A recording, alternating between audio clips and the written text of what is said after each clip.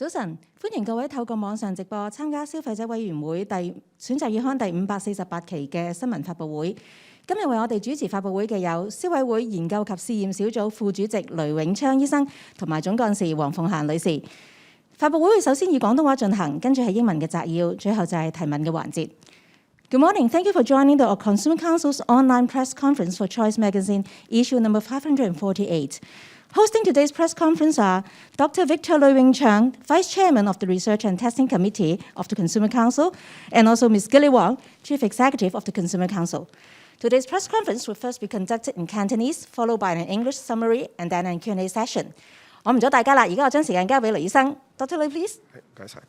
早晨，大家好，歡迎各位傳媒嘅朋友。今天早上咧出席呢個喺網上出席消費者委員會旗艦刊物選擇月刊最新一期第548期嘅發佈會。今日我同消委會總幹事黃鳳嫻女士喺今期嘅選擇月刊揀咗5篇同大家生活息息相關嘅文章咧，同大家分享嘅。咁我哋首先去片先。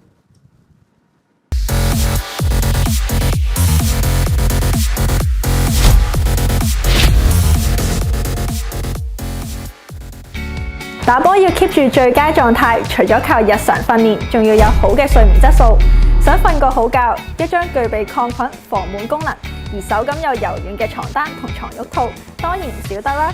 不過坊間有咁多選擇，究竟點揀好？消委會測試咗市面上15款聲稱有抗菌或防蟎功能嘅床單同床褥保護套，發現大部分嘅樣本嘅抗菌表現都麻麻地。測試評估9款聲稱有抗菌功能嘅樣本，對抗2種試驗菌種嘅表現，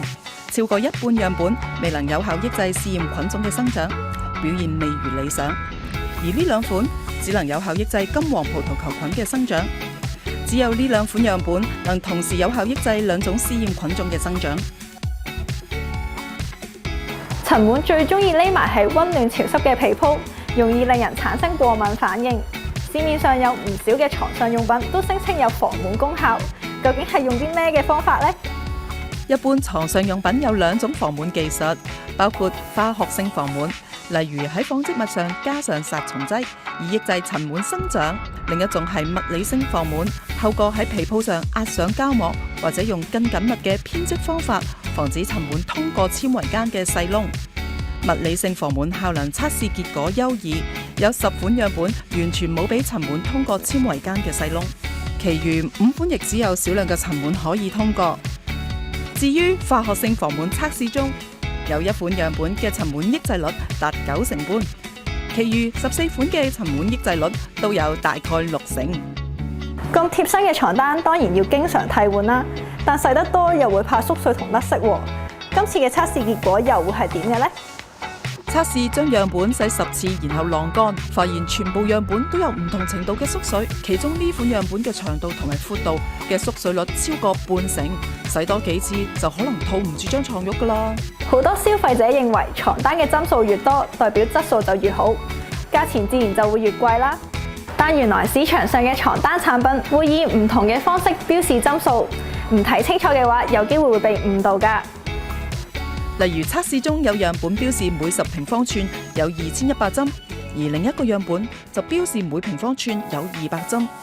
乍眼睇會以為第一個樣本多成10倍幾，但如果換算成每平方寸呢，其實就同第2個樣本差唔多。消委會建議業界應該以統一嘅方法去表達針數，方便消費者去做比較。等我考下你哋一啲紡織品嘅標籤冷知識先，準備接受挑戰啦！呢3個標誌代表咩呢？佢哋都係同紡織品可唔可以用漂白劑有關。呢3個標誌又代表啲咩呢？答案同點樣晾乾衣物有關。呢5組嘅標籤又代表啲咩呢？答案係放入乾衣機嘅指示，圓形內嘅點數越多，代表乾衣嘅溫度越高。想知道更多關於點揀同點樣保養床單同床褥套嘅小貼士，記得睇第548期選擇月刊啦。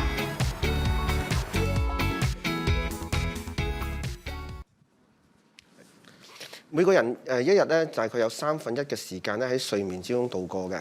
一張咧具備咧抗菌啦、防蟎功能同埋手感柔軟嘅床單，有助提升睡眠質素。消費者委員會測試市面上15款聲稱具抗菌或者防蟎功能嘅床單、床褥保護套，發現全部樣本咧都有不俗嘅防蟎效能嘅，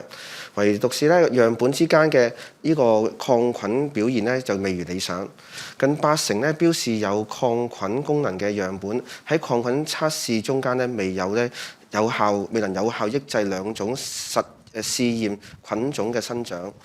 此外咧，測試咧亦都發現咧有樣本咧聲稱咧標示物料同埋針數咧同測試結果不符，有咧錯誤提供產品資訊之嫌㗎。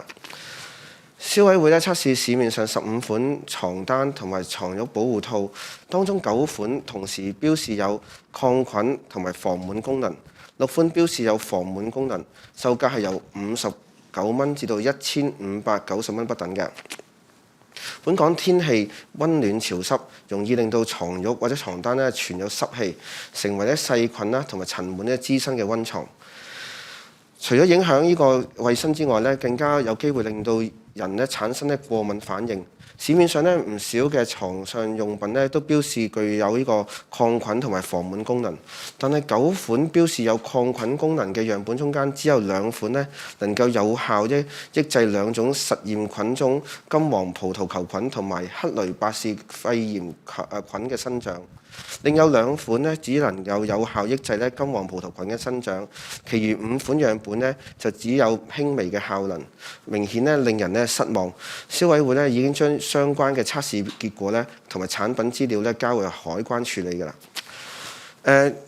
其實咧，我哋今次咧測試嘅15款床單嘅樣本嚟講咧，喺防蟎嗰度咧，因為一般嘅呢啲嘅床單咧，其實咧都用咗咧化學性同埋呢個物理性嘅方法咧去防蟎嘅。咁化學性就喺當中咧就加啲化學物質，例如啲殺蟲劑等等啦。如果喺紡織品裏邊咧，亦都會咧加啲咧薄膜，或者要採用一個咧幼細嘅微細嘅纖維咧，嚟作為一個物理性嘅防蟎嘅做法嘅。咁咧今次嘅測試結果咧係滿意嘅。咁你發覺咧，如果純粹用測試佢化學性嘅防蟎功能嘅時候咧，有一款咧能夠咧係非常有效，可以抑制咧95% 嘅塵蟎啦。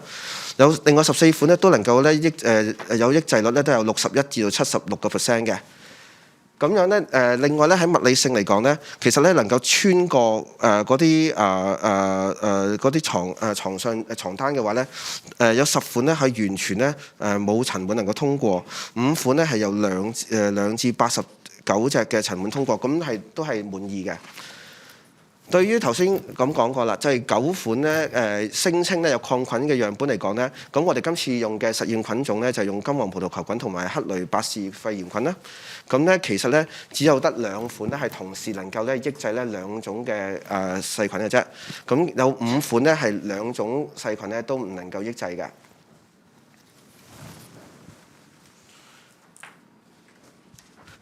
部分嘅紡織品咧，或許咧會使用呢個咧偶氮染料咧進行呢個染色同埋印花，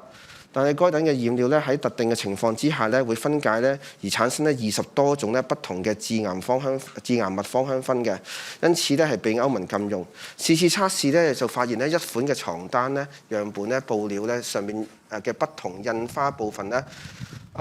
驗出咧不同含量嘅致癌芳香酚26聯苯胺，但係咧未有超出咧歐盟咧 REACH REACH regulation 嘅要求嘅。另一款咧床單樣本咧就驗出游離甲醛，雖然咧驗出量咧就符合呢個歐盟要求，但對甲醛有過敏反應嘅人士咧就要注意啦。為咗保持咧個人衛生咧，床單同埋床褥套咧要經常咧替換啦，同埋咧根據護理標籤咧嘅指示清洗。如洗濯之後咧有嚴重縮水啊、變色呢啲情況咧，除咗影響外觀咧，更加會縮短咧佢嘅使用壽命啦。次測試發現咧，經10次洗滌同埋呢個晾乾之後咧，全部樣本咧都有不同程度嘅縮水，縮水率咧係為0.5% 至到6.1% 嘅。其中一款樣本咧，佢嘅長度同埋闊度咧係較洗濯前咧分別縮水咗咧6.1% 同埋5.9% 嘅。由於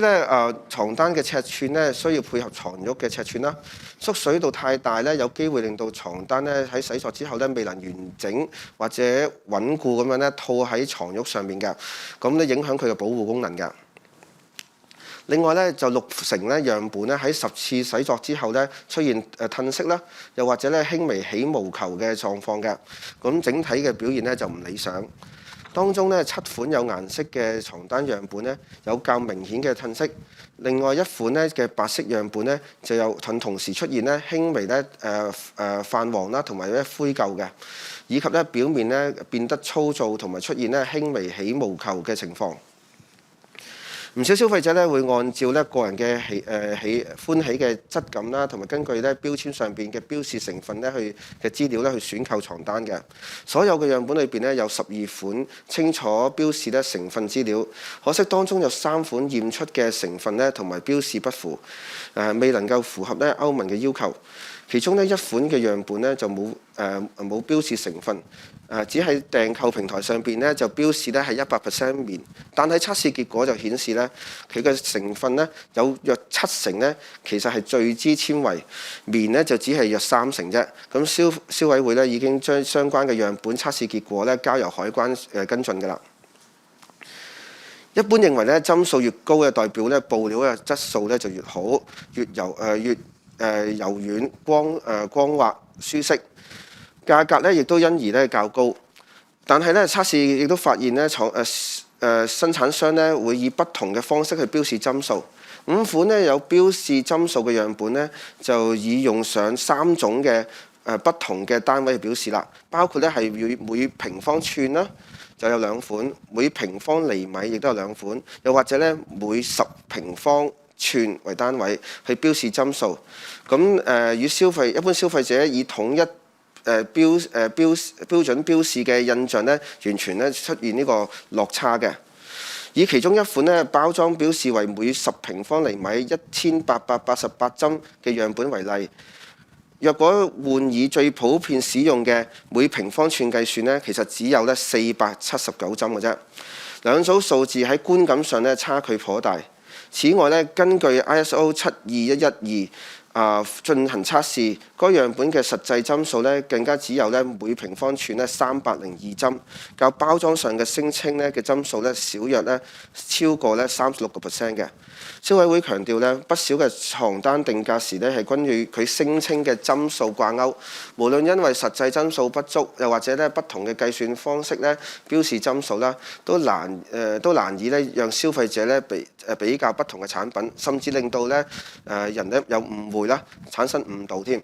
咁所以咧故此敦促業界咧確保產品資料咧準確，同埋建議咧選用同一個方式咧去表達針數，以保障咧呢個消費者咧獲得準確嘅資訊嘅權利嘅。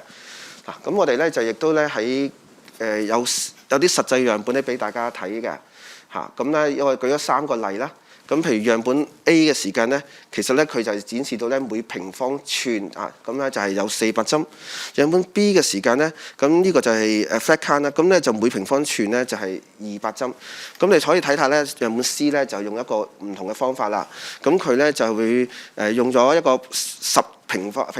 寸啦，每10平方寸咧就係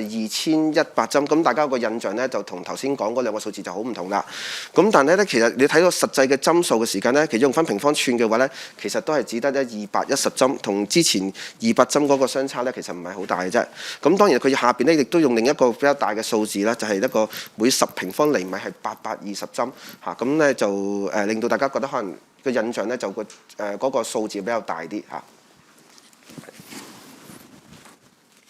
此外咧，測試亦都發現咧有4款嘅樣本嘅洗濯護理準則咧不清晰，另有1款咧就甚至咧冇提供咧任何洗濯護理資訊嘅。咁消費者咧或者未能咧使用合適嘅方法咧洗濯同埋咧護理有關嘅產品啦。第2篇文章咧係有關方包嘅，在家製作咧各款美味嘅三文治同埋多士咧預先包裝方包咧都係不可缺少嘅家庭常備食品。消費者委員會測試咗市面上28款預先包裝嘅白方包同埋密方包樣本，儘管冇樣本屬於高鈉啦、高脂啦、高糖，但係樣本嘅整體平均鈉含量都較4年前消委會對非預先包裝方包嘅測試為高嘅。測試裏邊每100克驗出嘅鈉含量最高嘅樣本食2片所攝取嘅鈉已經佔世衛建議一個成年人每日攝取量嘅上限超過20%㗎啦。而製作三文治啦，亦同埋配以芝士啊、火腿啲較高鈉嘅食品咁消費者就會喺不知不覺攝取更多嘅鈉啦。今次測試嘅結果再次印證到密方包嘅膳食纖維啦、礦物質啦含量都係比白方包為高嘅。消費者喺選購嘅時間而多從健康角度作考慮。此外近50%嘅樣本嘅營養素標示值啦，同埋測試結果嘅吻合度不符相關指引嘅要求，情況令人關注嘅。消委會強調啦，獲取呢個正確產品資訊係消費者嘅基本權益，敦促呢個生產商從速糾正營養標籤上邊各種嘅錯漏啦，有助消費者嘅比較同埋選購㗎。消委會從主要麵包零售店搜集咗28款預先包裝方包樣本，包括14款白方包、14款密方包。每包嘅售價係介乎8個半至到39蚊不等，每100克嘅售價就由呢個3個1至到24個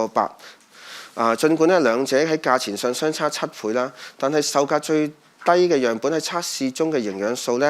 含量都有4分嘅，較3.5分最高價錢嘅樣本喺營養素含量表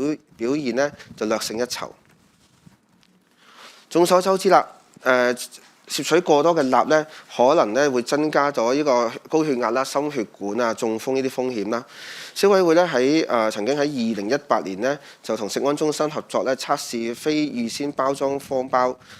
當時白方包同埋密方包驗出嘅平均鈉含量分別係每100克含420毫克同埋400毫克。而是次測試結果顯示白方包係每100克含433毫克，同埋密方包就係410毫克。儘管兩次嘅測試嘅樣本同埋生產商嘅規模不同，但係比較和參考2018年嘅結果兩種方包嘅鈉含量分別都稍為上升咗3.1% 同埋2.5% 嘅。根據食安中心嘅食物鈉含量參考水平次次測試係全部嘅樣本都唔屬於高鈉食品嘅。但係如果以食安中心為白方包同埋密方包制定嘅自願減鈉目標作比較嘅話就有3款嘅白方包同埋4款嘅密方包樣本嘅鈉含量係高於標準上限㗎。雖然全部樣本都唔屬於高鈉，但當製作三文治嘅時候通常都會用上2片嘅方包啦。以每100克鈉含量最高嘅樣本計算食2片已經佔咗世衛建議一般成人攝取量上限嘅大約22.6% 㗎啦。方包如果再配上隱藏高鈉嘅芝士、火腿等製成嘅三文治咁消費者會不其然咁樣大大增加攝取鈉嘅含量㗎啦。測試結果顯示無論係膳食纖維啦，抑或礦物質啦、鐵、銅、鋅、鎂、密方包嘅平均含量都係比個白方包為高㗎。14款密方包嘅樣本嘅平均膳食纖維含量係每100克4.5克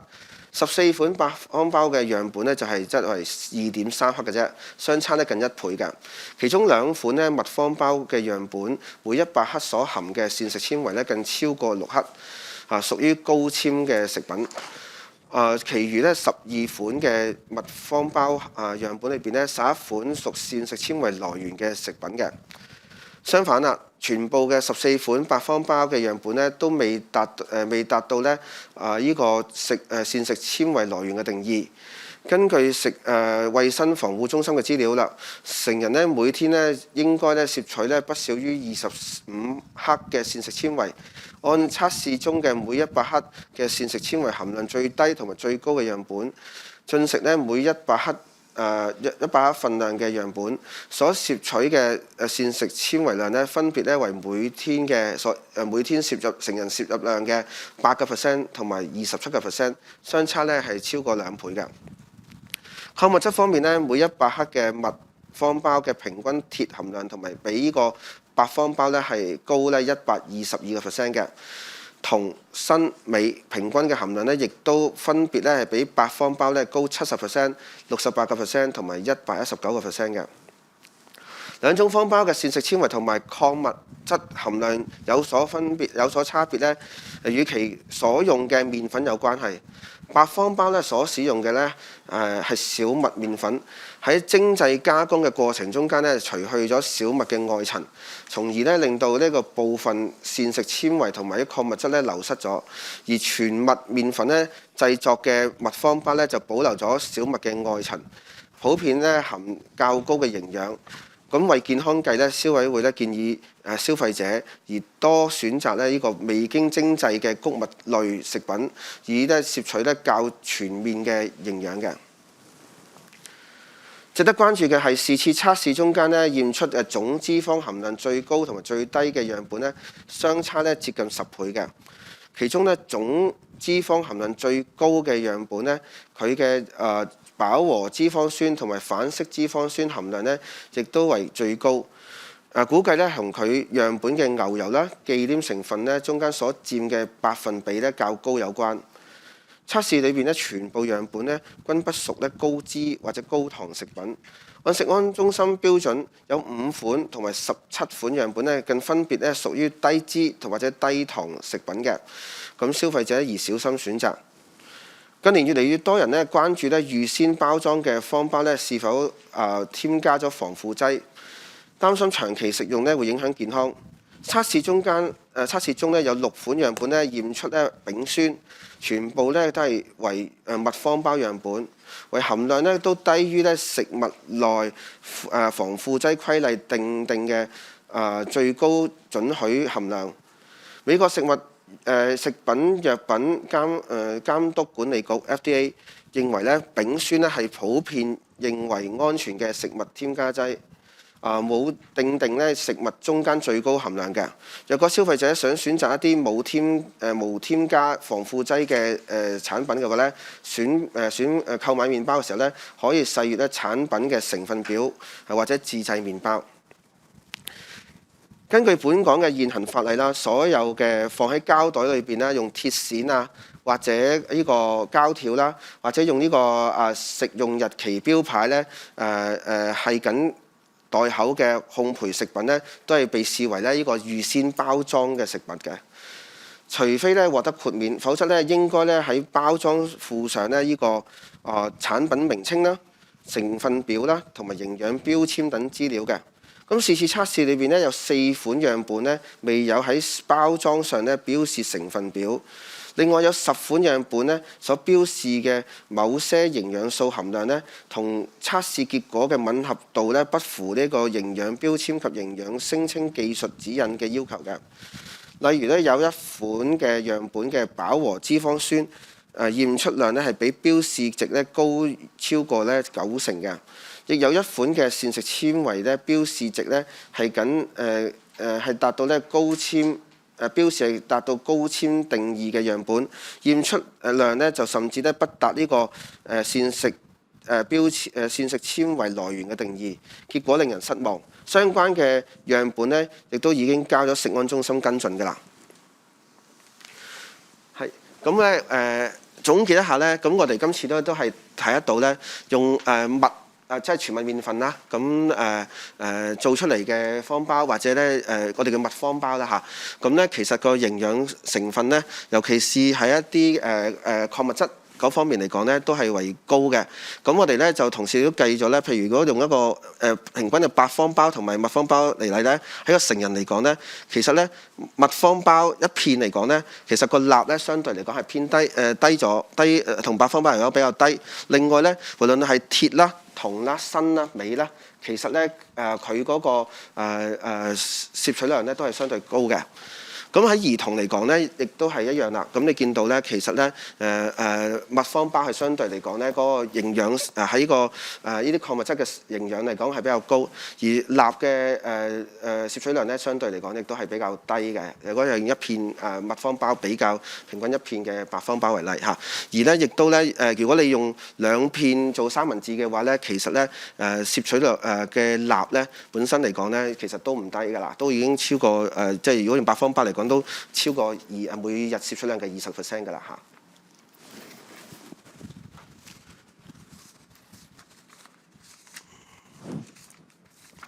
咁另外咧就係其實方包咧本身嚟講咧，其實咧當然我哋要注意方包本身咧，其實咧係個健康情況啦。咁但係咧，其實咧佢點樣去配搭咧，作為一個我哋日常嘅食物咧，其實都緊要嘅。咁譬如咧如果我哋咧揀譬如好似呢個例子嚟講，用譬如佢一個白方包再配一個煉奶同埋牛油咁嘅時間咧，其實咧我哋咧就已經達到咧我哋每日攝取量嘅上限嘅糖咧就佔咗22.6%，總脂肪咧已經去到咧24.4% 㗎啦嚇。相對啦，其實如果我哋咧用一個比較健康嘅一個配搭，就譬如咧用麥方包啦。跟住咧用蛋啦、西生菜、番茄嘅時間咧，其實咧相對咧個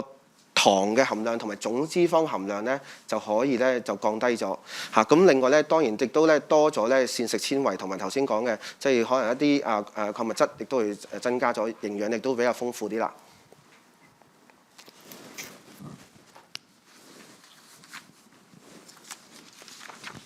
咁喺下一篇文章嘅之前呢，我哋首先都係去片先。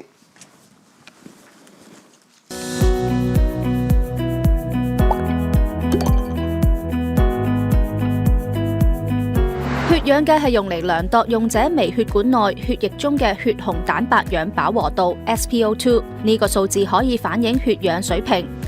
血液裏邊嘅紅血球負責運送氧氣。紅血球嘅血紅蛋白喺唔同大氧量嘅時候，對紅光同近紅外線都會有唔同嘅吸光特性。當血氧計喺度量度嘅時候，會發出紅光同近紅外線波段嘅信號，並且接收檢測部位穿過或者係反射翻嚟嘅光線數據，然後計算出 SpO2。使用血氧計嘅時候，如果夾得太鬆，會增加讀數嘅誤差。將血氧計夾喺手指頭大約10秒，就可以量度出 SpO2 同脈搏。身體狀況良好嘅人士 ，SpO2 讀數應該喺95至到100% 範圍，而脈搏就喺每分鐘60至到100次。如果血氧值過低喺94% 以下，就應該盡快求醫。如果度到92% 以下，就更加需要考慮係咪去急症室。講多少少使用 tips 俾大家，量度嘅時候唔好講嘢，避免因為身體震動影響讀數嘅準確性。手太冰冷、太濕、指甲太長或者係搽咗指甲油，以致手震都有機會影響準確度。血氧計未必適合所有人使用，例如心律不正或者係心房顫動嘅患者都不適宜。而兒童使用嘅時候，亦都要留意血氧計能唔能夠夾穩手指，以及儀器參考數據有冇包括兒童。提大家啦，血含氧量只係監察身體狀況嘅其中一個參考指標，了解點樣正確操作血氧計，同理解所顯示嘅資料，先至可以減低誤判病情嘅機會。想知道更多使用血氧計嘅小貼士，記得睇第548期選擇月刊。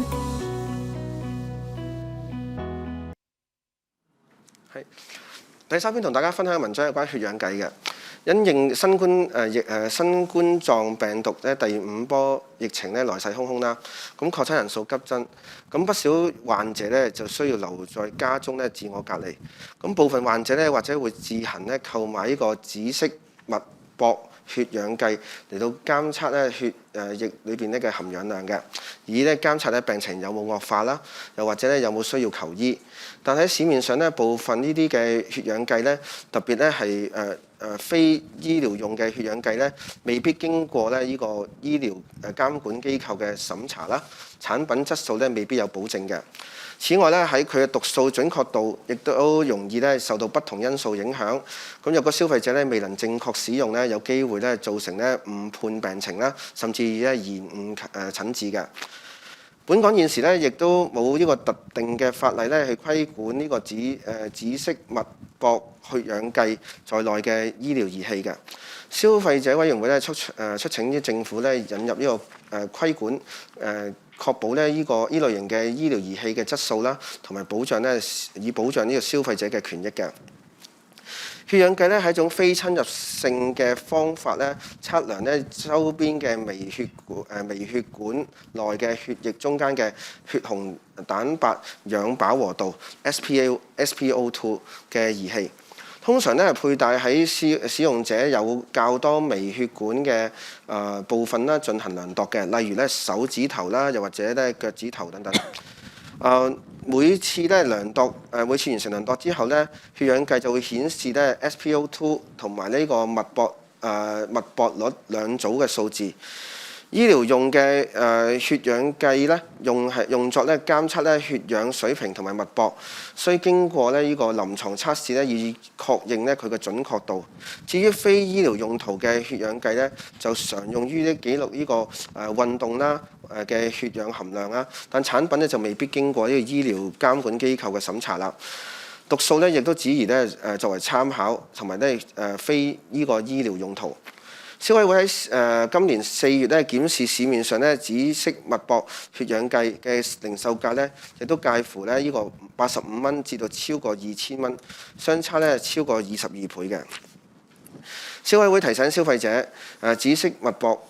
血氧計咧所顯示嘅血氧含量咧，只係咧監測身體狀況其中一個參考指標嚟嘅啫。容易咧受到多種因素影響，甚至出現誤差。手指嘅情況啦，手太冰冷啦、太濕啦、指尖太長、指甲太長或手震啦、環境嘅狀態同埋呢個量度技巧等等咧，都去影響呢個血氧計嘅準確度。因此咧，就患者咧唔能夠只係依賴呢個血氧計嘅數值咧為健康指標，更不能咧取代咧臨床病徵啦、症狀觀察啦呢啲重要性嘅。此外咧，身體狀況良好嘅人士咧嘅 SpO2 咧讀數咧應為咧95%至到100% 嘅範圍，而脈搏咧亦都係每分鐘咧60至到100次。但係咧，如果患有影響呼吸嘅疾病，例如慢性阻塞性肺病、肺纖維化等等咧，量度到嘅讀數咧低於95%咧，亦都未必咧同感染2019冠狀病毒後出現缺氧有關嘅。此外咧，就係現時主流嘅 Omicron 變種病毒咧，相對較少咧令呢個確診者咧出現肺炎，故咧消費者咧唔應該單靠呢個血氧計咧嘅讀數咧來判斷咧是否咧需要前往求醫。如果身體出現咧其他嚴重嘅症狀，譬如持續發燒啦、呼吸急促啊、困難啊、心口疼痛啊、嘴唇轉藍啊、面色轉青啊，即使呢個血氧計顯示 SpO2 咧仍然咧有95% 或者以上咧，都應該咧前往求醫嘅。因疫情關係咧，唔少嘅家庭咧或者會購買血氧計看門口。本港現時咧就冇規定咧特定嘅規管咧呢個醫療儀器嘅法例嘅。儘管咧衛生署喺2004年咧就已經開始咧推行自願性嘅醫療儀器行政管理制度，喺安全啦、品質啦同埋性能方面咧需要符合要求嘅，咁就會咧獲得表列。咁直到目前為止咧有超過20款嘅血氧計咧已獲表列㗎啦。咁但係消委會咧喺零售店咧，你都發現咧其中一款咧標示咧喺衛生署醫療儀器嘅有編號嘅 SMD number 嘅咧，同處方網上邊咧嘅產品名稱咧並不對應喎，咁只有咧本地嘅負責人嘅公司名稱相同，咁相關嘅產品資料咧已經轉交咧衛生署跟進㗎啦。咁我哋同事咧亦都係即係準備咗咧，即係一啲提示咧，俾消費者咧講呢個睇呢個血氧計嚇。咁如果大家咧去買血氧計嘅時間咧，或者去使用之前咧，都有啲tips 俾大家啦嚇，一啲咁大家最緊要咧就係睇清楚個説明書，了解點樣操作啦，同埋咧要知道咧係咪咧即係適用，譬如會唔會係幼兒唔適用嘅咧咁樣嚇，定係咩年齡適用咧？咁你要留意翻呢樣嘢。咁另外咧就係咧可以咧喺個身體狀況良好嘅時候咧，試下咧度一度，睇下攞翻個基數嚇。咁第時咧如果有咩變化咧，可以咧睇到嗰個可以就係參考啦嚇。咁同埋咧亦都咧可以重複咁樣量度啦。咁咧睇翻嗰個趨勢係點樣嚇。咁睇嗰啲嘅數字嘅時候咧，要留意咧嗰個方向啦。咁尤其是啲6啊9啊咁嘅情況咧，會唔會係調轉咗啊？或者會唔會嗰個數字個讀法係應該係用咩方向讀咧？咁要留意翻嚇。咁咧就用啲微濕嘅毛巾或者布咧去清洗啦，就唔需要消毒㗎。咁咧呢度咧，我哋都講咗咧，有好多嘅因素咧，其實咧會都影響咧呢個即係血氧計嘅準確度嘅，包括咧可能手震啊、指甲太長啊，或者指甲搽咗指甲油啊，咁又或者係即係可能心律不正啊，又或者咧係即係嗰個手嗰度太懶啊、太濕啊，咁呢啲咧都係要留意翻嗰個準確度嗰度嚇。咁但係最重要咧就係都係咧唔好單靠嗰個數字咧去決定咧自己係咪求醫。如果自己都有症狀嘅時間咧，都需要咧去盡快咧去揾醫護人員咧去即係做一個即係評估同埋診治嘅。咁咧第4篇咧同大家分享嘅文章咧就係關於營養餐嘅。咁咧不少人咧係為咗追求咧健美嘅體態啦，咁願意咧花錢咧花費金錢咧去訂購咧聲稱可以增肌減重同埋瘦身嘅營養餐。市面上咧唔少嘅公司看準商機啦，咁佢銷售嘅營養餐咧都標榜咧食材健康啦，餐單咧係經過註冊營養師計算嘅營養素，有助咧消費者咧達至咧理想嘅體重。但係消費者咧委員會結合咗實試訂餐同埋呢個營養素嘅成分測試咧，發現咧呢類嘅營養餐嘅餐單咧並非咧全部咧都係由咧營養師設計喺隨機挑選嘅9款營養餐樣本裏邊咧，8款有營養標示，但全部咧都係有至少1種標示嘅營養素含量咧，同埋測試嘅結果不符㗎。佢嘅差異咧更加超出相關技術指引嘅要求，差距最嚴重嘅一款樣本咧嘅總脂肪含量咧係較標示值咧高超過咧2.3倍嘅。消費者委員會咧強調啦，消費者咧選購營養餐嘅主要目的咧係透過嚴格規範每餐嘅營養素攝入量咧，就達至咧均衡控制體重嘅效果。若果營養素含量同埋嘅標籤不符嘅話咧，就或者會令消費者喺不知情嘅情況之下咧，就選擇錯誤，最終咧減重唔成，反而增添其他嘅健康風險㗎。此外咧，就喺此類嘅營養餐嘅價格咧，亦都係懸殊啦。平均每餐嘅收費咧，相差咧可以超過2倍嘅。若連續1個月咧去訂購每天3餐咧，最高收費咧可以超過14,000蚊嘅。消費者咧亦都要需要注意咧其他額外收費啦，同埋咧各種送餐嘅限制，否則隨時咧會失預算。消委會咧提醒消費者咧喺決定是否選購營養餐之前咧，除咗考慮咧佢嘅食物質素同埋成效之外咧，亦都需要衡量咧佢嘅服務嘅方便程度啦，同埋收費咧係咪物有所值，以至咧自行烹調營養餐咧嘅可行性，從而咧作出咧明智嘅選擇。消委會檢視市面上咧9間提供營養餐送遞服務嘅公司網站，同埋針對咧減重啦同埋瘦身咧，搜集咗13個餐單進行咧比較，並以消費者身份咧實試訂餐，以了解咧佢嘅服務質素啦，同埋檢視營養標籤嘅準確度。營養餐咧其中一個最大嘅賣點咧就係咧以計算不同餐單嘅營養素，以助消費者咧達到咧減重嘅目的。同時咧亦都能夠保持均衡飲食。雖然呢是次測試嘅大部分樣本呢都不屬於呢預先包裝食物，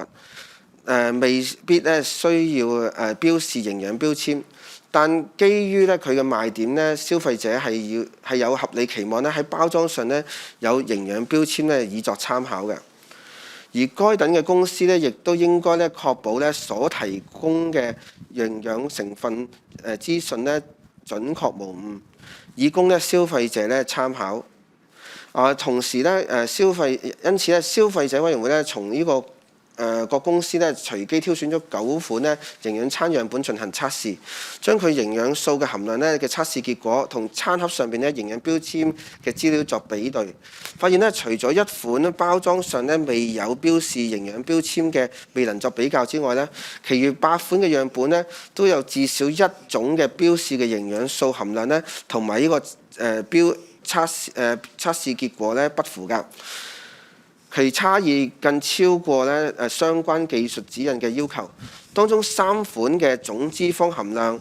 5款嘅碳水化合物含量、1款嘅蛋白質含量同埋呢個2款嘅能量含量呢差距呢係超出呢標示20%以上，不符合食安中心營養標籤及營養聲稱技術指引嘅規管容忍限。差距最大嘅一款樣本呢，佢嘅標示嘅總脂肪含量呢係每份呢含8.7克，但係呢檢視嘅測試結果呢就係28.8克㗎，兩者相差231%㗎。有可能呢原本呢想減重嘅消費者呢會攝入更多嘅脂肪，影響減重嘅效果。消委會呢已將相關嘅樣本呢嘅資料呢交由食安中心跟進㗎。此外呢，消委會職員呢亦都以顧客身份啦試食呢後發現呢大部分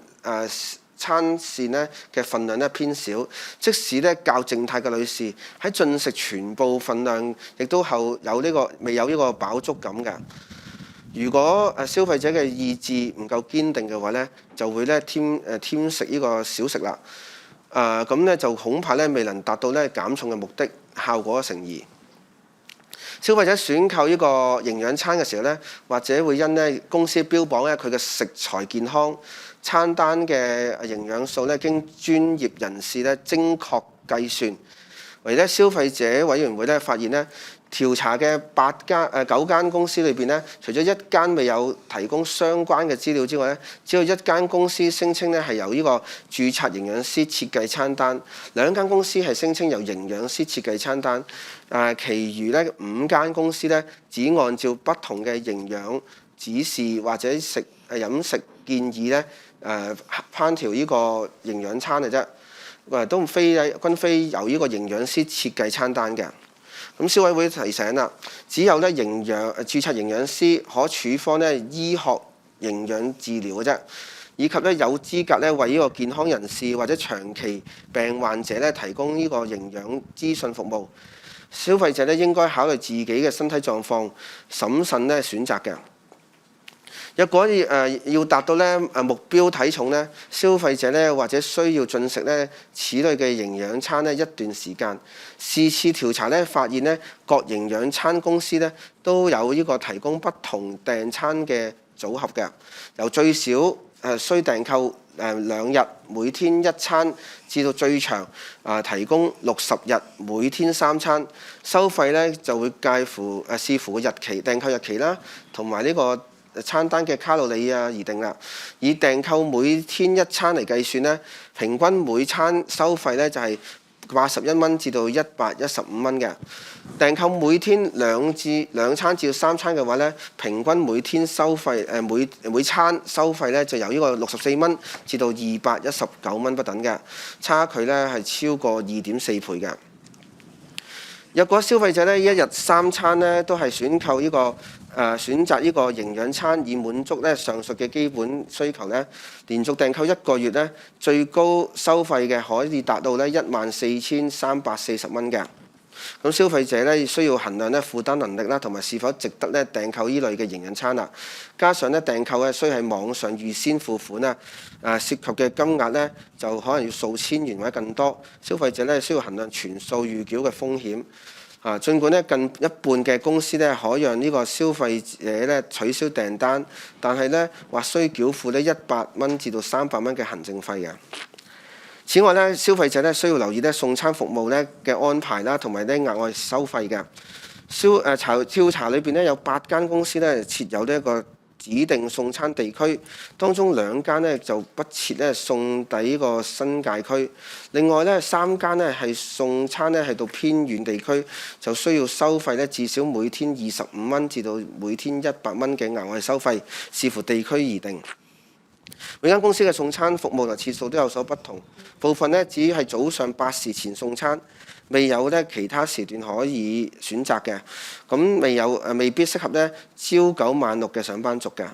至於惡劣天氣之下嘅安排咧，當中有2間咧清晰列明咧會如常咧同埋或者延期咧1天咧就呢個送餐，有5間咧公司咧就會指咧視乎惡劣天氣警告除下嘅時間而決定會否繼續送餐。消費者咧訂購之前咧需要仔細咧讀呢個送餐呢個閱讀呢個凍餐條款咧同埋限制啦。營養餐咧完成之後咧，一般咧係會冷藏啦或者冷凍儲存嘅。運送過程嘅保溫設備咧尤為重要。咁試次測試咧，大部分嘅公司都會咧使用咧冷凍車、冷藏車或者保溫袋嚟運送。嚟到其中一間咧係以紙袋咧係運送呢個食物嘅。咁食品咧長時間處喺室溫咧就容易變壞嘅情況就唔理想。咁營養餐咧作為咧外賣咧外賣咧就需要咧用呢個外賣嘅餐盒啦。消費者應該注意到咧即棄餐具咧對環境咧造成嘅負面嘅影響㗎。消委會亦都提醒咧，市面上嘅營養餐一般咧都冇清晰咧指明咧適合咩人士去使用嘅。咁消費者咧需要咧注意咧了解自己身體嘅狀況啦。例如咧，如果你患上啲疾病而需減重嘅話咧，就應該先諮詢醫生或者營養師嘅意見啦。消委會亦都建議咧，即使咧身體咧健康嘅人士咧，亦都要注意咧均衡飲食，瘦身效果咧亦都因人而異，或者需要配合運動啦，避免咧過分依賴咧單一嘅減重方法。如果時間許可，最理想嘅就係咧自行煮熟，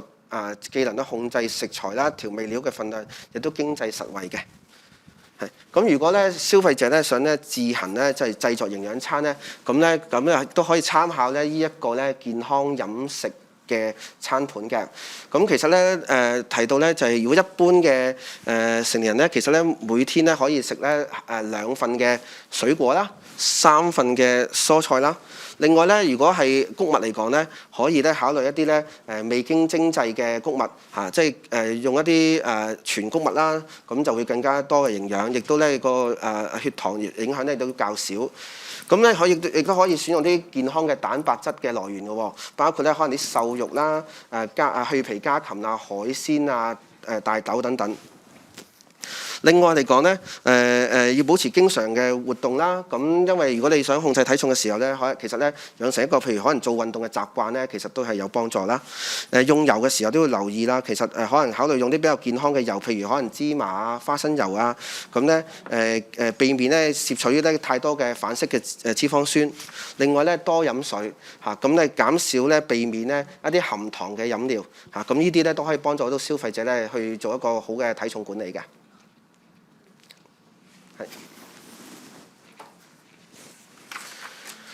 最後一篇同大家分享嘅文章呢，就係關於投訴個案啦。咁就係一個關於新盤嘅。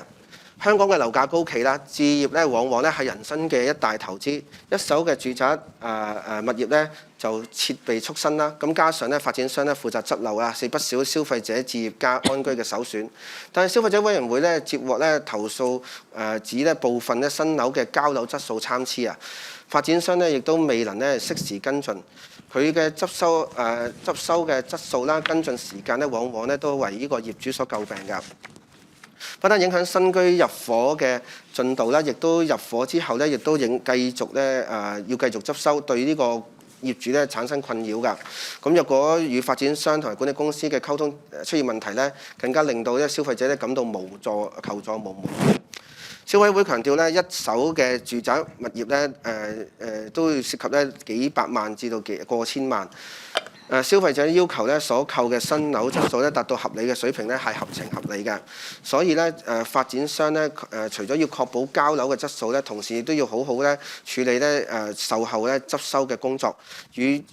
業主咧詳細溝通，令到雙方清楚了解咧，同埋雙方咧同意解決方法嘅，亦都喺合理嘅時間裏邊咧妥善完成執漏。此舉咧不但咧有助咧發展商咧建立良好嘅商譽同埋口碑啦，消費者咧購買一手住宅物業嘅時間咧，亦都信心可以倍增。咁我哋有3個個案，我會同大家分享頭2個嘅。咁個案1咧就係投訴人咧早前咧購買 A 發展商嘅全新樓盤單位，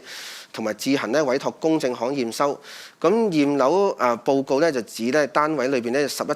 嘅地方咧狀態咧未如理想。包括咧多處發現空心磚啦，單位嘅地板咧更加出現咧發霉啦、變黑啦。咁交樓質素咧令人咧難以接受。投訴人咧就不滿咧售價過千萬嘅物業咧未曾入住咧地板已經發霉變黑。咁投訴人咧提交急漏清單之後咧，就亦都先後咧同管理公司同發展商聯絡，卻遲遲都未獲回覆，亦都未能聯絡到咧相關負責人。投訴人咧批評管理公司同埋發展商咧互相推搪責任啦，未能咧提出咧具體嘅維修安排，無奈咧要暫住即係酒店咧兩個月，因此咧就向消委會求助啦。咁經消委會咧去信 A 發展商跟進之後咧，對方咧已經主動咧聯絡呢個投訴人啦，同埋安排咧全面更換咧室內嘅地板，亦都承諾咧逐一跟進其他執收嘅項目，咁個案咧就得以解決啦。第2個個案咧，投訴人咧就委託驗樓師咧驗樓之後咧，就向 B 發展商咧提交呢個執收嘅清單。儘管對方咧數月來咧有派人跟進，唯獨咧客廳嘅玻璃花痕咧就一直都冇具體處理。有大半年之後咧，發展商嘅職員咧就表示啦，經評估之後咧可以對部分嘅玻璃進行打磨，唯獨是咧有啲部分咧就不能打磨，同埋聲稱咧係無法修補，會替投訴人咧向執收嘅承辦商咧提出咧更換玻璃，但係數天之後咧職員咧再次上門咧就進行檢測同埋評估，就指呢個玻璃嘅花痕咧只屬外觀問題，不會咧安排更換。投訴人咧有感咧客廳玻璃花痕咧係一大嘅瑕疵。咁就發展商咧，即使咧唔能夠透過打磨解決咧，亦都有責任咧尋求呢個其他解決方法。歷時咗咧超過近8個月，咁發展商咧才説咧不構成結構安全咧而拒絕更換。投訴人咧有感咧購買一手樓欠缺保障啦，決定就向消委會投訴。咁消委會咧跟進嘅期間咧，就獲告知咧 B 發展商咧要安排咧進一步視察同埋洽商。有1個月之後咧，消費者表示咧發展商已經跟進咗呢個玻璃嘅問題，個案得以解決，就無需再跟進啦。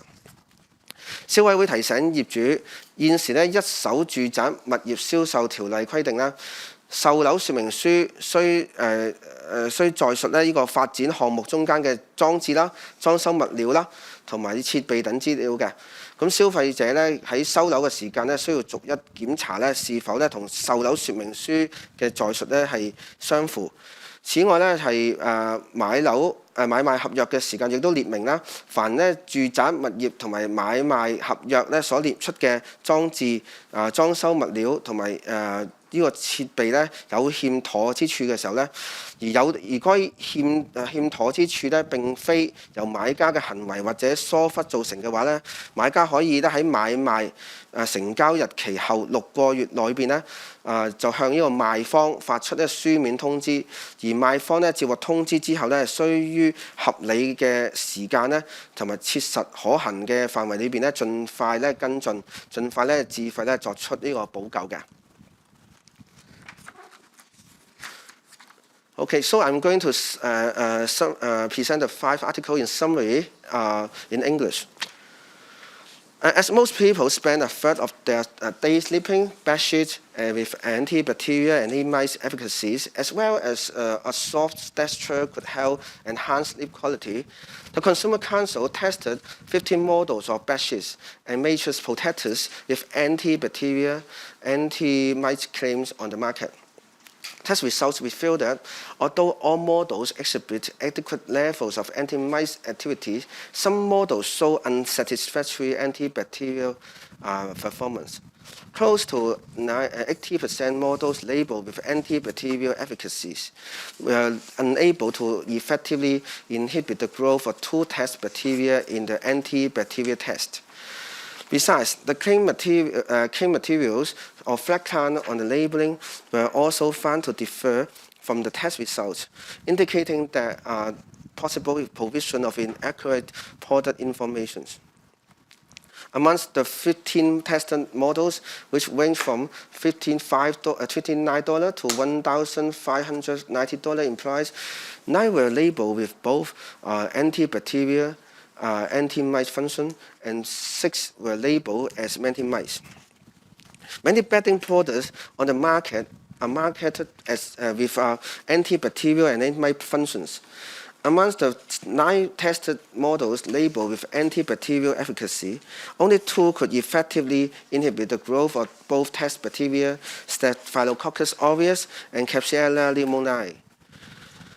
Another 2 models could only effectively inhibit the growth of Staphylococcus aureus, while the antibacterial efficacies of the remaining 5 models were very modest, leaving overall results unsatisfactory. The Council has referred the relevant test results and product information to the Customer Excise Department for follow-up. All 15 models performed well in both the chemical and physical anti-mice activities tests, among which 10 models had outstanding performance in the later test, with completely low dot mice passing through the sample. The chemical anti-mice activity tests were conducted and evaluated according to the Chinese National Standard GBT 242532009. The dust mice inhibition rate of the models range from 61% to 95%, of which the best performing model achieved an inhibition rate of 95%, reaching the very good anti-mice activity gradings. The remaining 40 models range from 61% to 76%, classified as anti-mice activity gradings. Some textile products might be dyed or painted with azo dye, but such dye could be reduced under certain conditions to produce over 20 different types of carcinogenic aromatic amines. As such, azo dyes have been banned by the European Union. The Council test found that the various print sections of one bedsheet model were detected with the carcinogen dichlorobenzidine at different concentrations, but did not exceed the limits set by the EU REACH regulation. Another model was detected with 3 formaldehyde, which, despite falling within the limit of the EU standard, should be given extra attention by individuals allergic to formaldehyde. To maintain personal hygiene, bedsheets and mattress covers should be changed regularly and cleaned according to the label care instructions. If severe shrinkage and discoloration occur after washing, not only would it affect the appearance, it would also shorten the lifespan of the product. The test results reveal that after being washed and dried for 10 times, all models show varying extent of shrinkage, ranging from 0.5% to 6.1%. The length and width of one model shrunk by 6.1% and 5.9% respectively after washing.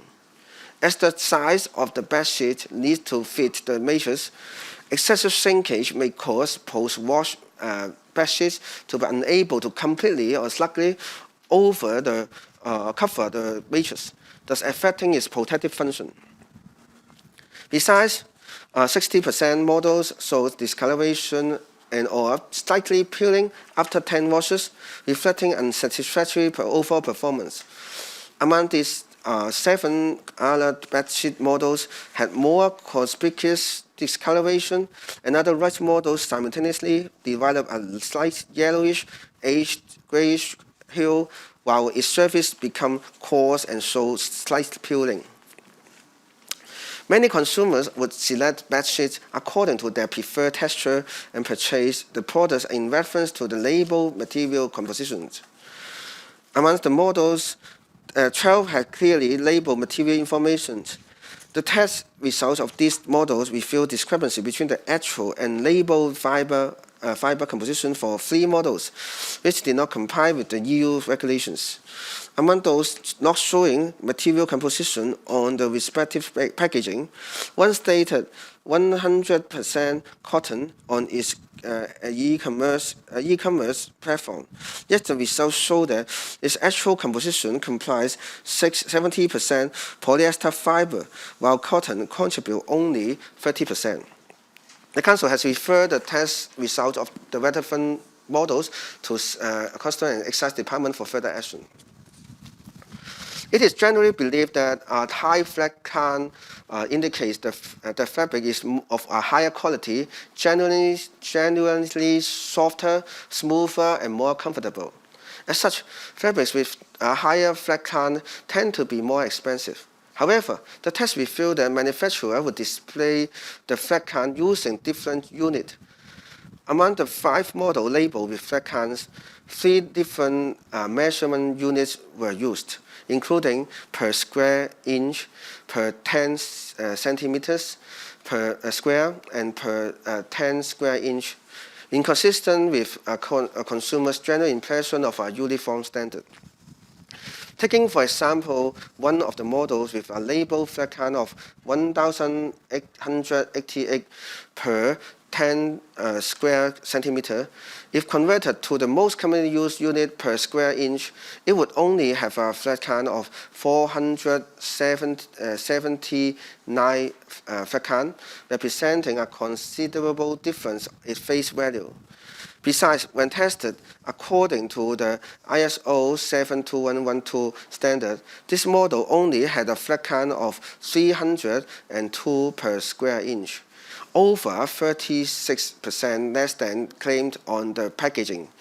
The Council stressed that many bed sheets are often priced in relation to its claimed flat count. Having an insufficient flat count or representing the flat count in different units would both make it difficult for consumers to directly compare different products, resulting in misunderstanding or even possibly misleading. As such, the Council urged the industry to ensure accurate product information and recommend that a uniform unit be used to represent the flat count in order to safeguard the consumer right to accurate information. Besides, the test also revealed 4 models has unclear care instructions, while another model did not even provide any. Consumers may not be able to use the appropriate method to clean and care for the product. The second article is about bread. The prepackaged sandwich bread is an essential ingredient for tasty handmade sandwiches or toast. The Consumer Council test on 28 samples of prepackaged white bread and wheat bread revealed that although none of the samples reached the high sodium, high fat, high sugar level, the overall average sodium content was higher than the prepackaged bread tested by the Council 4 years ago. Consuming 2 slices of the bread samples with the highest detected sodium content per 100 grams would incur a sodium intake equivalent to over 20% of the daily intake limit recommended by the WHO. If used while making a sandwich with foods higher in content sodium, such as cheese or ham, consumers will incur an increased sodium intake unknowingly. The test results once again confirmed that wheat bread has a higher dietary fiber and mineral contents than white bread. With this in mind, consumers are encouraged to consider the health aspect when purchasing such products. Besides, close to half of the samples had a discrepancy between their label or actual nutrient values which did not comply with the requirement of the relevant guidance notes, a reason for much concern.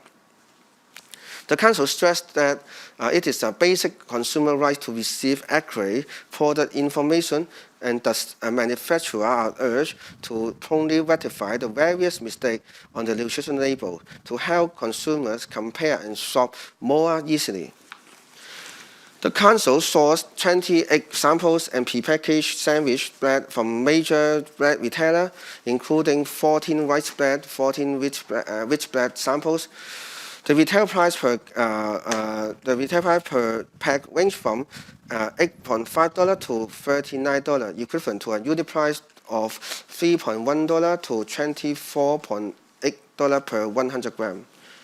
It is widely known that excessive sodium intake could increase the risk of high blood pressure, cardiovascular disease, and stroke. A test on non-prepackaged sandwich bread had been conducted by the Council in collaboration with the Center for Food Safety in 2018, in which the average sodium content for rice bread and wheat bread was 420 milligrams and 400 milligrams respectively, while as for the current test, the result for the rice bread was 433 milligrams, while that for wheat bread was 410 milligrams. Despite the fact the samples included in the two tests and the scale of manufacturers both vary, a comparison of the result from the 2018 test and the current one reveal a 3.1% and 2.5% increase in sodium content for the two types of bread respectively. According to the CFS reference level of sodium content in food, all samples in the current test are were log high sodium food. However, if benchmarked against the voluntary sodium reduction target for prepackaged rice bread and wheat bread set out by the CFS, the sodium content of 3 rice bread and 4 wheat bread samples exceeded the maximum target. The test results show that in comparison with rice bread, wheat bread has a higher average content across dietary fiber and minerals such as iron, copper, zinc, and magnesium. Dietary fiber can increase the satiety and reduce the appetite, as a result helping to control body weight as well as promoting peristalsis and preventing constipation. The average dietary fiber content of the 14 samples of wheat bread was 4.5 grams, while that for the 14 rice bread samples was 2.53 grams, a one-fold difference. 2 of the wheat bread samples contain over 6 grams of dietary fiber per 100 grams, reaching high fiber food level. Among the remaining 12 samples of wheat bread, 11 were a source of fiber, while as in comparison, all 14 samples of rice bread did not meet such level. In terms of minerals, the average iron content of wheat bread was 122% higher than that of rice bread, whereas the average contents of copper, zinc, magnesium of wheat bread were also higher than that of rice bread by 70%, 68%, and 119% respectively. The difference in dietary fiber and mineral content can be attributed to the type of the flour used. Another point of concern is the huge difference in the total fat content, which differ by almost tenfold between the samples with the highest and the lowest content. The sample with the highest total fat content also had the highest saturated fatty acid and trans fatty acid contents, and presumably due to the higher percentage of butter and cream used among its ingredients. More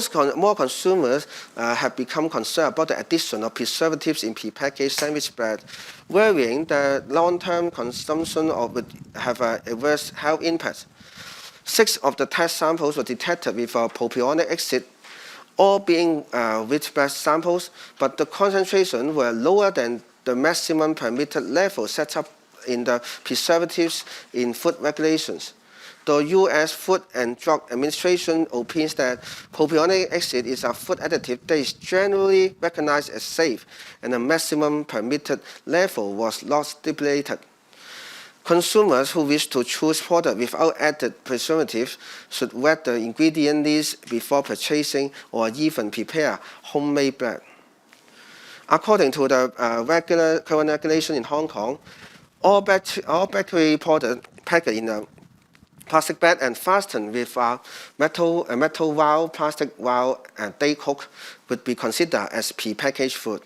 Unless otherwise exempted, information including the name of the food, list of ingredients and nutrition label, etc. should be legitimately marked on the food label. Among the test samples, 4 did not include a list of ingredients on its packaging, while another 10 samples were found to have a discrepancy between the actual and claimed nutrient content that did not comply with the requirements set down by in the technical guidance notes on nutritional labeling and nutritional claim. For example, one sample was detected with saturated fatty acid content that was more than 90% higher than claim, whereas another sample with a claimed dietary fiber content reaching a high fiber definition was found to have actually not even reached source of fiber level, which was disappointing. The information of the relevant samples have been referred to the Center for Food Safety for follow-up. The third article is about pulse oximeter. In response to the onslaught of the fifth wave of COVID-19 and the soaring number of the confirmed cases, many patients are required to self-quarantine at home. Some patients may purchase their own fingertips pulse oximeter to monitor their blood oxygen level, so as to observe whether their health condition has deteriorated or whether medical attention is needed. Nevertheless, as some fingertip pulse oximeter on the market, especially the non-medical use ones that may not have been reviewed by the medical regulatory authority, the product quality may not be guaranteed. Besides, the accuracy of their readings could be easily affected by different factors. If consumers fail to use them correctly, they may misjudge their health condition and even lead to delay in seeking treatment. At present, there is no specific legislation in Hong Kong to regulate medical devices such as fingertip pulse oximeter. The Consumer Council urged the government to introduce regulations to ensure the quality of these medical devices to safeguard consumer rights. Oximeters are non-invasive devices that measure the oxygen saturation of hemoglobin or peripheral capillary (SpO2). It is usually on the part of the user with more capillaries, for instance, the fingers, toes. After completing each measurement, the oximeter will display 2 sets of numbers, namely the SpO2 and the pulse rate. Medical oximeters are used for monitoring and the blood oxygen level and pulse, and their accuracy should have been confirmed by clinical tests. As for non-medical oximeters, they are more commonly used for recording the blood oxygen level during exercise. However, as non-medical oximeters may not have been reviewed by the medical regulatory authority, the respective reading should only be taken for reference or for non-medical use. This April, the Council reviewed fingertip pulse oximeter on the market with retail prices ranging from $18,500 to over $2,000, a difference of over 22 times. The Council reminds consumers that blood oxygen level displayed on the fingertip pulse is only one of the reference indicators in monitoring health conditions. The reading could be affected by many factors, and discrepancy may even occur.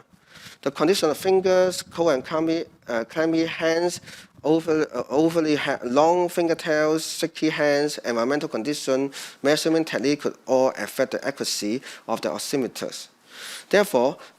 patients could not rely solely on the reading of the oximeters as health indicator, nor should the reading be used to substitute for the importance of examining clinical symptoms or observations. In addition, the FCPO2 reading for healthy people should be in the range of 95% to 100% with a pulse rate of 60 to 100 times per minute. However, if the patient is suffering from diseases that affect breathing, such as chronic obstructive pulmonary disease or pulmonary fibrosis, having a measured reading below 65% might not be related to hypoxia from COVID-19 infections. Besides, the current mainstream or Omicron variant is relatively less likely to cause pneumonia. Consumers should rely solely on rely on the oximeter readings to determine the need to seek medical attention. If the patients experience other serious symptoms such as persistent fever, difficulty breathing, shortness of breath, chest discomfort, chest pain, lips turning blue, pale complexion, they should see a doctor even if the oximeter show SpO2 of 95% or over. During the pandemic, many families may purchase oximeter as a safeguard at home. Currently, there is no specific legislation regulating medical devices in Hong Kong. The Department of Health started to implement the voluntary medical device administrative control system in 2004, which lists the products that meet the requirement in terms of safety, quality, and performance. And there are currently over 20 models of oximeter on the list. However, the Council found that the name of one model in a retail shop, which was marked with the HKMD number of the Department of Health's Medical Device Division, was actually inconsistent with the product name listed on the Department of Health's official website, while only the company name of the local responsible person was found to match. The relevant product information has been forwarded to the Department of Health for follow-up. The fourth article is about healthy meal. Many people pursuing a healthy physique are willing to spend money ordering healthy meals with muscle gain, weight loss, or slimming claims. Some service providers seize the business opportunity and market their healthy meals, claiming the used healthy ingredient and nutritional content of their menus were calculated by the registered dietitians to help consumers achieve their ideal weight. However, all the menus of such meals were decided. Not all of them are decided by dietitians. Among 9 randomly selected healthy meal samples, 8 had nutrition label, but all of them had the claim value of at least one nutrient not matching with the test results, with a discrepancy exceeding the requirement of the relevant technical guidance notes. The total fat content of the samples with the most serious discrepancy was found to exceed its labeled content by over 2.3 times. The Council stresses that most consumers purchase healthy meals with the aim of achieving balanced weight control through strictly regulating their nutrient intake. If the actual nutrient content is not consistent with the label value, consumers might choose the wrong products, not only interfering with the weight loss plan, but even increasing other health risks. In addition, the price of such healthy meals vary greatly, with the average price per meal varying by as much as over 2 times. If 3 meals per day was ordered consecutively for 1 month, the cost could be as high as $14,000. Consumers should also pay attention to other additional costs and various meal delivery restrictions to keep their budget in check. Before deciding any purchase of healthy meals, consumers are reminded to consider various factors in making an informed choice, such as the quality of the food and its effectiveness, convenience of the service, whether it is good value for money, as well as the possibility of cooking their own healthy meal. The Council reviewed the website of 9 service providers of healthy meal delivery service and collect 13 manuals to targeting weight loss and slimming for comparison. Council staff also ordered meals posing as consumer in order to assess the service quality and the accuracy of nutrition labels was tested. One of the biggest selling points of the healthy meal is the nutrients and different menus have been calculated to help consumers achieve weight loss goal while remaining nutritional balance. Although most of the samples were not regarded as repackaged food and might not require nutrition labels, given the selling point of the meals, consumers would naturally expect to have the nutrition labels on the packaging for reference. As such, service providers should ensure the nutritional information provided is accurate. In view of this, the Council randomly selected 9 healthy meal samples from various service providers for testing, comparing their actual nutrient content with the claimed information on the nutritional label of the meal box. Apart from 1 sample which did not include a nutrition label for comparison, all the remaining 8 samples each has at least 1 label nutrient inconsistent with the test results, with a difference even exceeding the requirement of the relevant technical guidance notes. Among them, the discrepancy of the total fat content of 3 samples, carbohydrate of 5 samples, and protein content of 1 sample, and energy content of 2 samples exceeded the label value by more than 20%, which did not comply with the tolerance limits set down in the technical guidance notes in nutrition labeling and nutrition claims of the food for the Center for Food Safety. Moreover, Council staff conducted a mystery taste test on the food as consumer and found that the portion of most of the meals were rather small. If the consumer did not have strong willpower, they might consume snacks after the meal, which would deflect their goal of weight loss, and the efficacy of the healthy meals is doubtful. Consumer opting for a healthy meal might be influenced by claims of the service provider, such as a healthy ingredient, and the menu have been accurately calculated by professionals.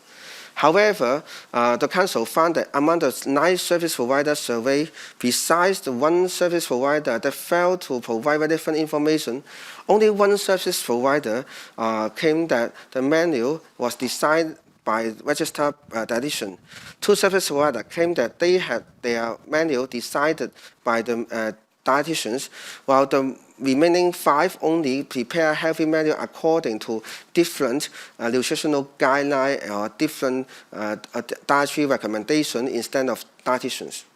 The Council reminds consumers that only registered dietitians could prescribe medical nutrition therapy and are qualified to provide nutrition consultation service to healthy people and chronically ill patients. Consumers should consider their health condition and make prudent choice. If a consumer chooses 3 healthy meals per day to meet the above basic needs and consecutive order for 1 month, the cost could reach as high as $14,000, $340. Consumers need to evaluate their own affordability as well as whether it is worth ordering the type of healthy meals. Moreover, consumers should pay heed to the meal delivery arrangement and various surcharges.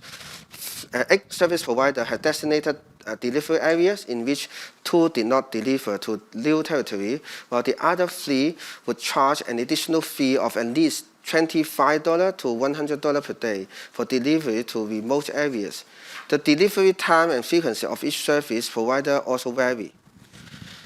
As healthy meals are generally frozen and refrigerated for storage after being made, the insulation equipment used during transport is particularly important.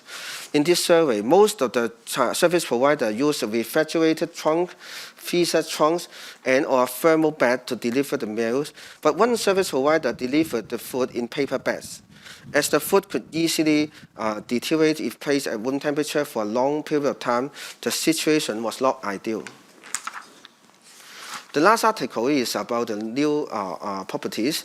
Property prices are consistently high in Hong Kong, and it is it's a lifetime investment for many to buy their own properties. First-hand residential property are top choice for many consumers as they are mostly equipped with the new facility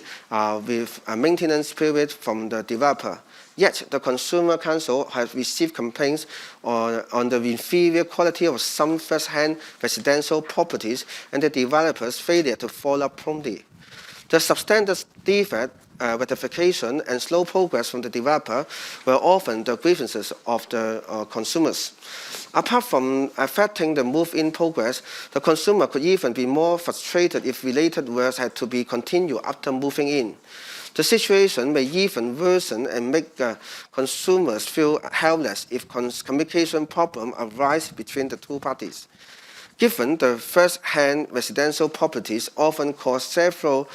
to even tens of millions of dollars, consumers should have every right to expect a satisfactory quality of the purchased property and its just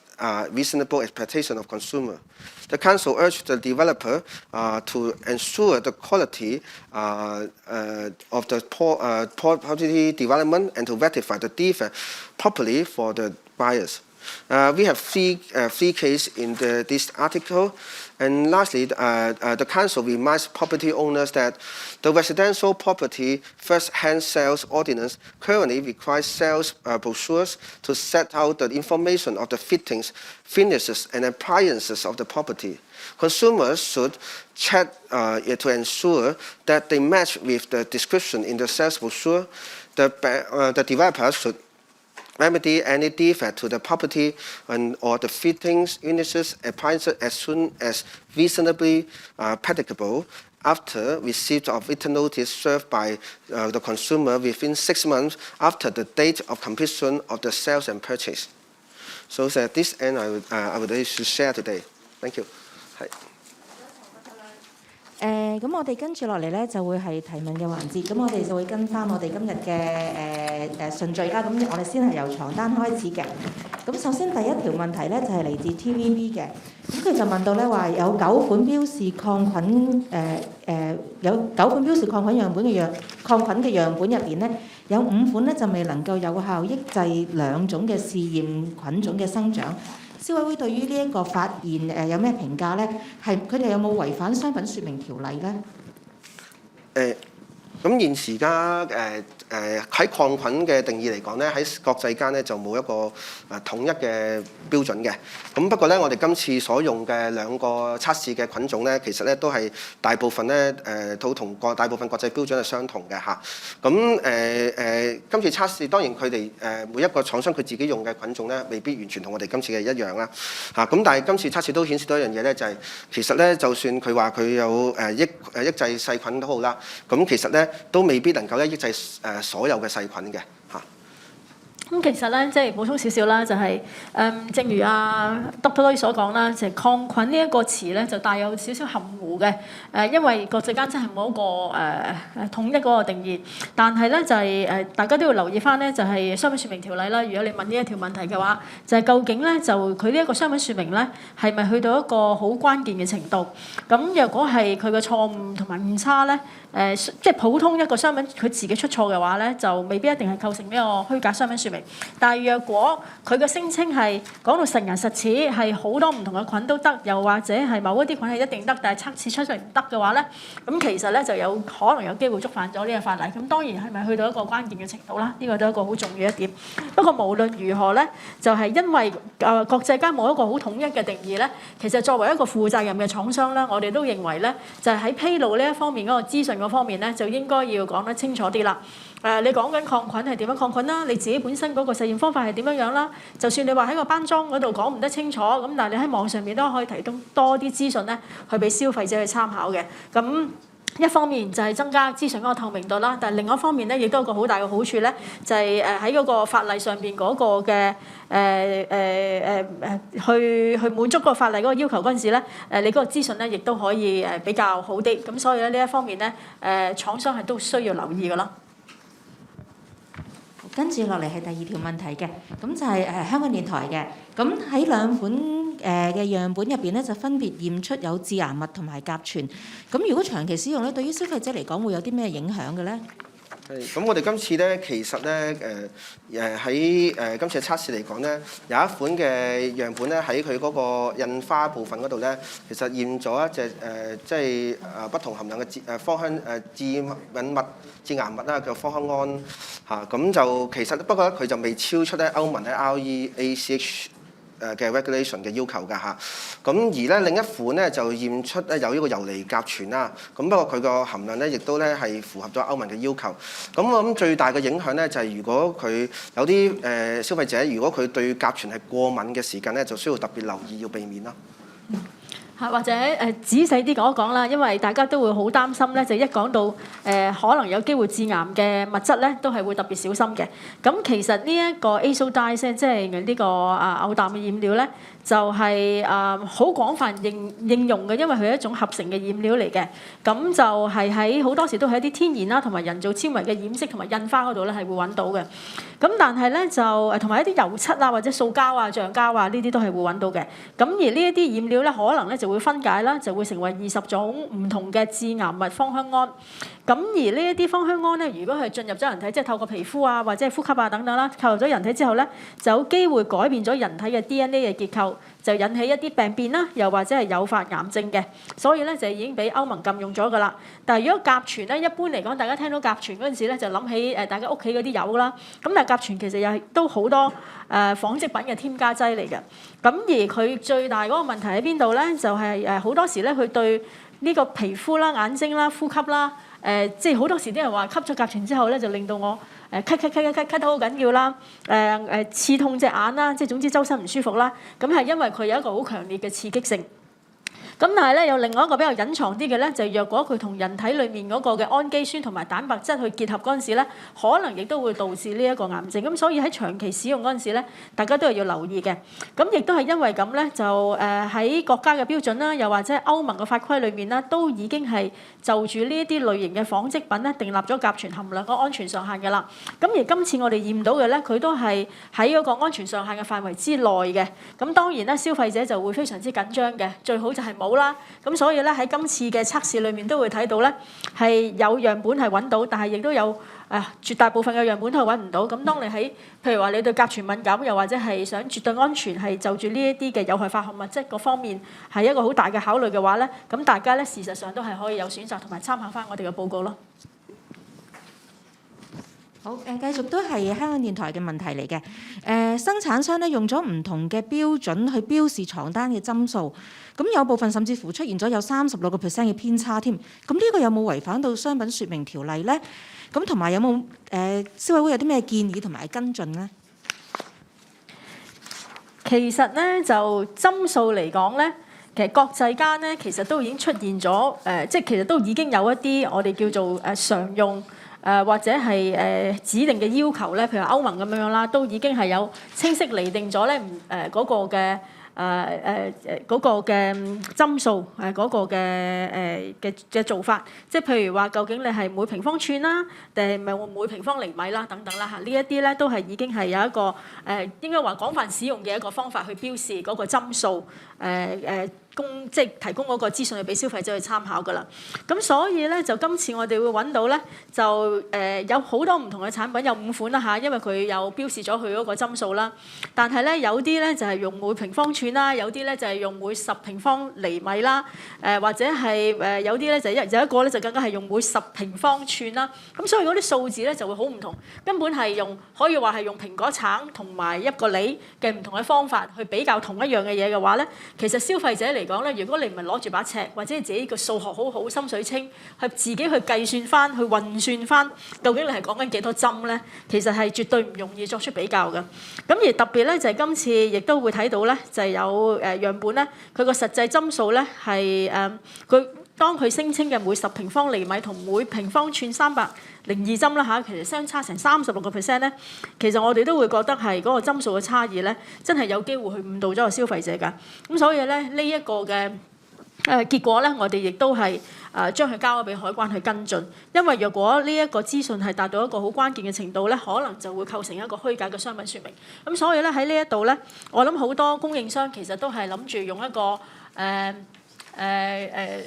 用針數嚟講去推廣佢哋嘅產品嗰陣時咧，我哋都會建議咧，就係喺個業界裏面咧，其實絕對難做到嘅，就係佢哋係用翻一個比較統一啲嘅方式去表達佢嗰個紡織品嘅針數。咁消費者嚟講，佢哋比較亦都會方便啲啦，同埋對個廠商嚟講咧，佢哋嘅做法咧，亦都係符合一個比較國際上邊嗰個慣常做法，兼夾咧就係喺個法例上邊嗰個嘅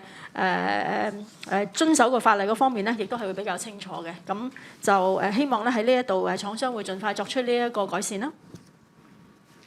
咁另外 AM730嘅問題，咁佢就話唔少產品咧都發現咗同聲稱嘅成分咧就唔相同嘅。咁有廠商咧就解釋呢，因為咧就係嗰類極型嘅纖維咧嘅市場嘅統稱嘅問題嚟嘅啫。咁消委會有啲咩回應咧？其實咧呢一度我諗我哋都要講翻咧，其實歐盟嘅法規裏面咧已經係好清楚定義翻唔同纖維嘅適當名稱同埋成分嘅。咁若果佢嗰個測試結果顯示同埋實際我哋度到出嚟嘅嗰個嘅究竟佢嗰個成分自己本身同埋個比例自己本身都已經個差異係好大嘅話咧，同埋你話係棉嘅，但係變咗係另外一種嘅物質，譬如話我哋今次有一個例子，就係譬如話已經係話係用緊一個再生纖維，係用緊唔同名嘅啫。咁呢一個係廠商嘅解説啦。但係若果有樣本係驗出咗呢一個 polyester 嘅成分，同埋亦都係棉嘅比例係唔成分，我哋其中有一個樣本，咁其實絕對對消費者嚟講咧係喺個客觀上嚟講去睇翻咧，都係同個聲稱係不符嘅。咁所以咧，我哋都係會絕對建議嘅廠商，就係當你去生產呢一啲嘅床褥啊或者床單啊呢啲嘅產品嗰陣時咧，你真係要自己去做翻多啲嘅測試，去睇翻下你嗰個成分係咪真係貨真價實。咁因為消費者真係絕對有自己嗰個嘅喜好，去根據唔同嘅嗰個嘅物料。因為有啲人覺得某啲舒服啲，有啲人覺得棉舒服啲，有啲人覺得係另外一啲嘅纖維可能就會比較舒服啲，係好靠你俾嘅資訊去買嘅。咁但係如果原來根本係錯嘅話咧，咁其實某程度上，消費者係好自然就會覺得好似俾你呃咗咁樣樣。咁喺呢一方面，廠商都係需要改善。咁最後一條關於床單嘅問題，咁就係明報嘅床單喺清洗之後咧，會唔會減低咗個抗菌嘅效能咧？咁而一般嚟講咧，抗菌嘅能力咧，可以維持幾耐嘅咧？我哋今次係測試咗呢個抗菌同埋呢一個防蟎嗰個嘅測試啦。咁講翻防蟎先啦，因為今次咧都係有呢一個物理性同埋呢一個化學性嘅產品啦。咁大家若果係唔跟足佢嗰個嘅指示去清洗自己嗰個嘅床單嘅話咧，咁譬如話有一啲防蟎嘅床上用品，佢係一個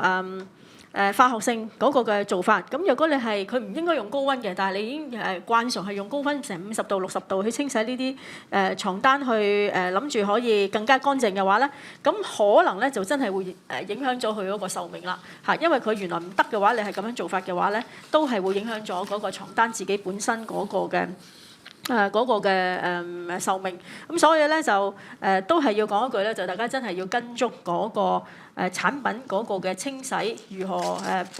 保持佢嗰個清潔嗰方面嗰個嘅我哋叫 label 啦嚇嘅標示咧，就係去做翻佢嗰個嘅清潔咯。咁若果譬如話係去到抗或者係殺菌啦，如果係抗菌喺呢一方面咧，其實咧就因為其實細菌喺空間裏面咧，其實都係有好多唔同嘅細菌。咁其實我哋反而係會建議消費者咧，就係真係如果你係天氣炎熱，香港天氣炎熱，咁同埋咧就係啲床單被褥你係自己本身係頻密啲清洗等等嘅話咧，加上消費者嘅自己嘅皮膚係已經係有一個抗保護嘅能力咧，咁其實係咪需要一定要用抗菌嘅床單咧？咁大家可以諗一諗嘅。咁但係當然啦，有一啲特別嘅人士咧係即係有呢個需要嘅，譬如話佢皮膚敏感啦、免疫力比較差啦，或者係體汗比較多、容易有啲體味嘅人啦，咁可能咧就嗰個滋生細菌嗰方面或者係抗疫嗰個能力咧，抗菌嗰個能力咧比較差啲。咁喺呢啲情況咧，就可能需要呢一啲嘅抗菌嘅床上用品啦。咁所以咧都好因應個人嘅情況，但係如果一般使用嘅話咧，就反而我哋會建議咧就真係清潔多啲，保持清潔，咁係對嗰個抗菌嗰方面咧嗰個效用咧都係會有一定嘅保障咯。跟住落嚟咧就到有關方包嘅問題嘅。咁第一條問題咧就綜合咗東方同埋南華早報嘅，咁就麻煩答完中文跟住答英文啦。咁就喺今次嘅包裝方包咧，較4年前嘅測試嗰次嘅測試咧個鈉含量比較高咗。咁呢個增加係咪即係一個大嘅增長啦？咁估計有啲咩原因同埋即係消費者應該有啲咩要留意咧？今次嗰個測試咧，嗰個方包嗰個測試同埋2018年嗰個測試咧，就因為嗰個樣本啦，同埋嗰個生產商咧，即係其實製造商咧唔係完全一樣啦，咁所以咧你又直接比較咧，其實有個限制。咁但係我哋嘅測試結果咧都有比較過咧，其實就嗰個鈉含量咧，喺白麵即係從2018年比較嚟講咧，其實喺白麵包嚟講係升咗3.1% 啦，咁麥包咧係升咗大概2.5% 到嚇，咁係有稍微嘅上升嘅。So I think I just repeat the answer in English. So when compared with the test we done conducted in 2018, so direct comparison we need some caution because different manufacturer, different samples. However, when we just grossly to compare the figures, we found that the sodium level, the content was modestly increased because around for the white bread is about 3.1%, for the which bread is about 2.5%。喺呢度補充一點就講翻頭先床單我先，因為我可能未完全答晒明報嗰個問題，就係啲抗菌嗰啲嘅究竟會唔會係隨住佢洗得多嗰陣時咧，就係會減低。有一樣又要提翻嘅咧，就係而家有一啲抗菌嘅技術咧，就係將一啲嘅銀離子啦，又或者係一啲物質咧，就係加入去嗰啲布料嗰個纖維嗰度咧，就令到佢可以抗菌嘅。咁但係咧就根據一啲客觀嘅研究顯示咧，就係呢一啲咁嘅做法咧，如果加入咗纖維之後咧，就一般可以維持到3至到50次。咁即係話，如果你係長期都係同一張床單係洗好多次，可能洗到60、70、80次嗰陣時咧，可能佢嗰個抗菌效能咧都有機會去降低嘅。咁所以大家呢一方面都要留意，仍然都係要保持清潔啦。咁要去翻麵包嗰度咧，就2018年同埋2022年，我哋今次做嘅咧，就係有唔同嘅嗰啲樣本。咁但係咧，亦都睇到咧係嗰個鈉嘅含量咧有一個輕微嘅上升。咁呢樣嘢咧就要去翻點解會麵包出現鈉呢個問題啦。因為麵包製作嗰陣時咧，就係如果你係適當地，大家如果整個麵包嘅人都會知道係會加少少鈉入去嘅。咁點解要加少少鈉入去咧？就因為可以促進麵包嗰個嘅彈性啊。咁但係若果唔落任何鹽嘅話咧，整出嚟嘅麵包咧，可能有機會咧喺口感嗰方面咧係會比較鬆散咗啲嘅。所以如果你諗下喺麵包嘅行業嚟講，都係競爭好大，佢哋又想個口感會好啲，有彈性啲，大家買嚟嗰陣時覺得個質素好啲嘅話咧，咁可能咧就會係落多咗少少呢個鈉。咁所以咧就大家要明白呢一樣個道理啦。咁可能啲彈性好勁嘅麵包度咧，可能嗰個鈉咧可能就會多啲啦嚇。咁但係咧就都係啦。咁若果大家係好想控制住自己嗰個鈉嗰個嘅攝入量嘅話咧，可能你自己自製麵包嗰陣時咧就要自行調節啦。咁若果係嗰個配方裏面係話俾你聽，可能要落幾多 gram 嘅鈉，咁你想落少啲嘅話咧，咁你就自己可以，如果真係自己製作嗰陣時咧，叫自家製啦嚇。咁你就可以落翻少啲嘅鈉，但係個口感上面，大家可能就會覺得就未必係落多啲嗰陣時咁好。咁呢個就大家要留意翻。Would you mind repeating this in English for South China Morning Post? For the reasons for adding sodium in the bread. This is very fundamental because when you make your own, make the bread, at the appropriate time, if you add some sodium, add some salt, it can increase the bouncing effect and also the flexibility of the bread, that you make. But if you don't add salt into the bread, the taste of it may be a little bit loose or maybe less, maybe a little bit flat. So that's why when the industry is so competitive, want to make the bread more attractive, they may add a little bit more salt into their own bread. So if you are DIY, making your own bread at home, you can, based on the formula advice, the recipe advice, and adjust the sodium level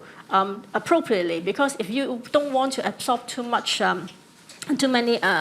salt in your body, probably you can adjust it yourself, but without compromising the taste and the health of the bread that you make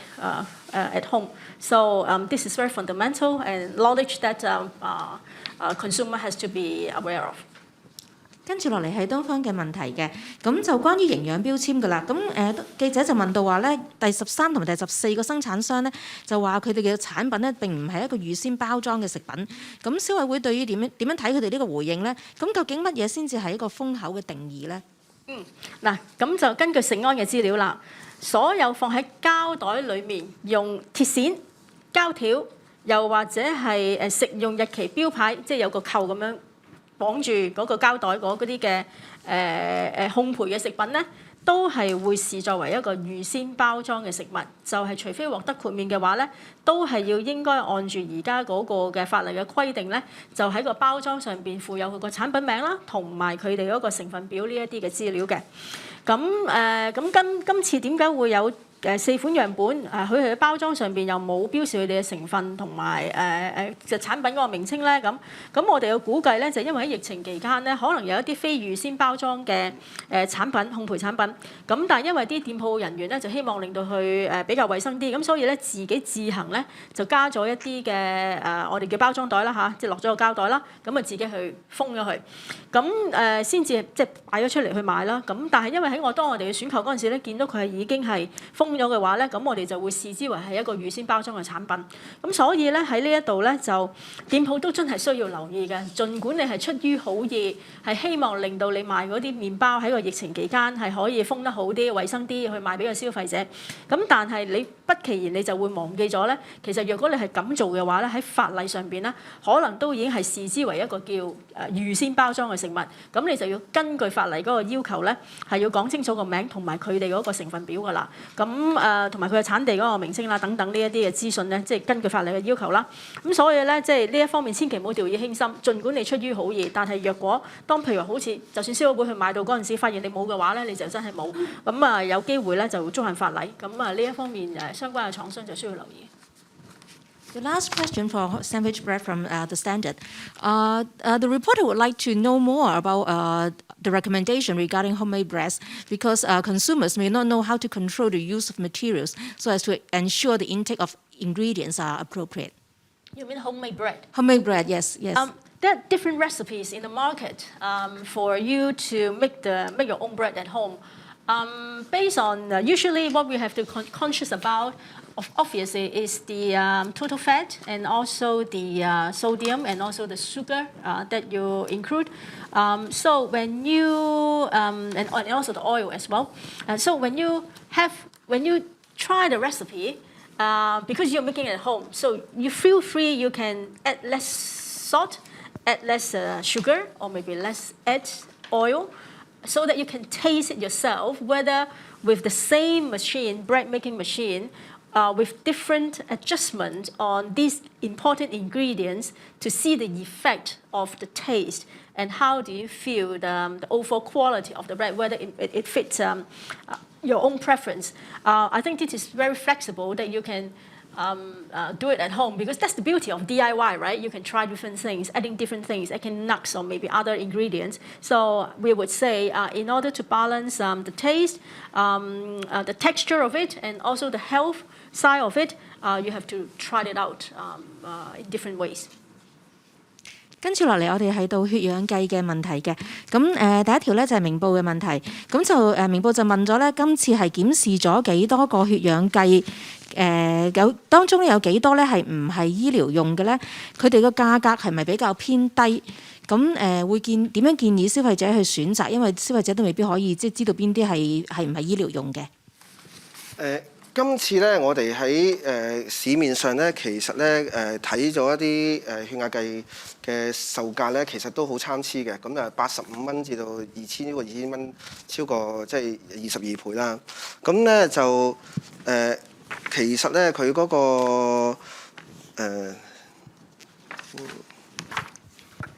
我再開始問題。其實嗰個血壓計唔係 sorry 呢一個血氧計嚇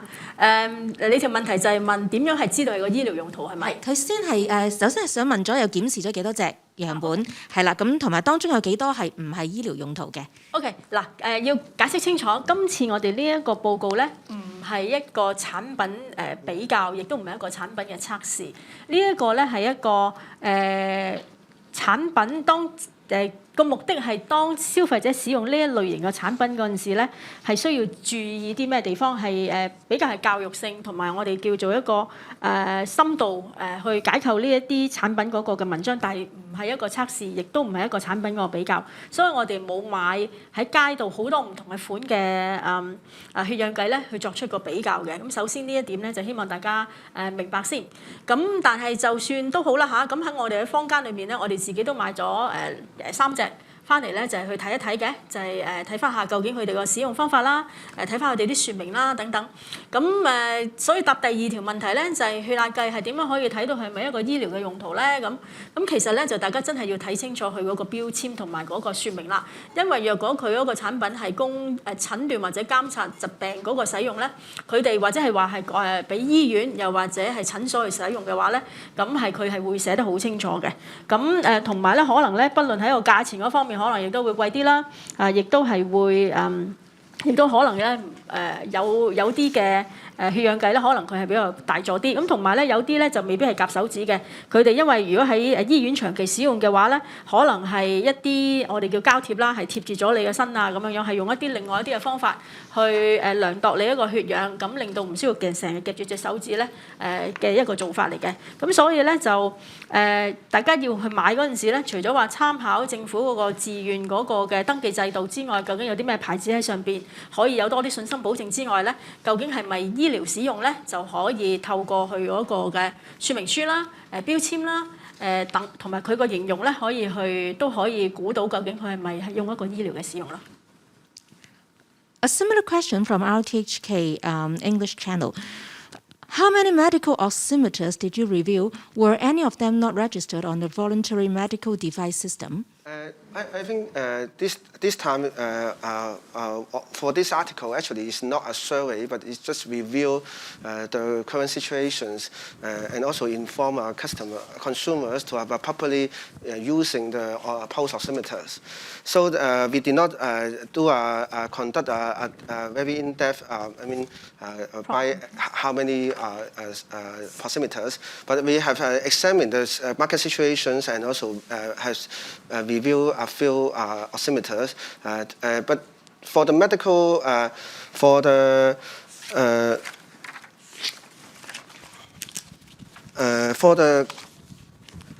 and also I think the most important message here is saying the pulse oximeter can be affected by many factors, the accuracy, so that actually the consumers must read the manual to understand the use and the age range, whether it's applicable for the age range, and also understand whether the pulse oximeter is for medical use or for non-medical use, and then have a proper interpretation and not solely rely on the figures. We also need to consider other symptoms in order to judge whether a medical intervention is needed.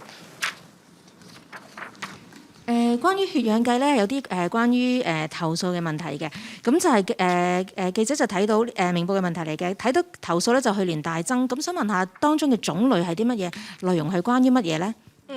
好嗱，其實大家因為個疫情關係咧，就開始留意，咦，原來係血氧計咧有佢嗰個嘅用途，咁當然咧，自然咧就坊間咧就會多咗人咧就去買呢一個血氧計啦，咁同埋咧就覺得呢個都係另外一個醫療嘅監測嘅儀器咧，最好就喺屋企好似啲探熱針咁樣，或者血壓計咁樣咧，就有一個喺屋企傍下身嘅話咧，都係會比較安樂啲嘅，係咪？咁所以咧就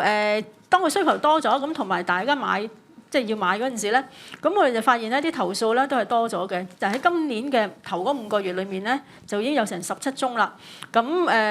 譬如相比起舊年啦，全年2021年咧都係得2宗嘅啫。咁以前都係1-2宗咁樣嘅，咁但係明顯地咧增加咗好多。咁嗰個投訴嗰個內容係乜咧？就有10宗啦，係講緊呢一個送貨延誤、缺貨或者遲遲未送貨。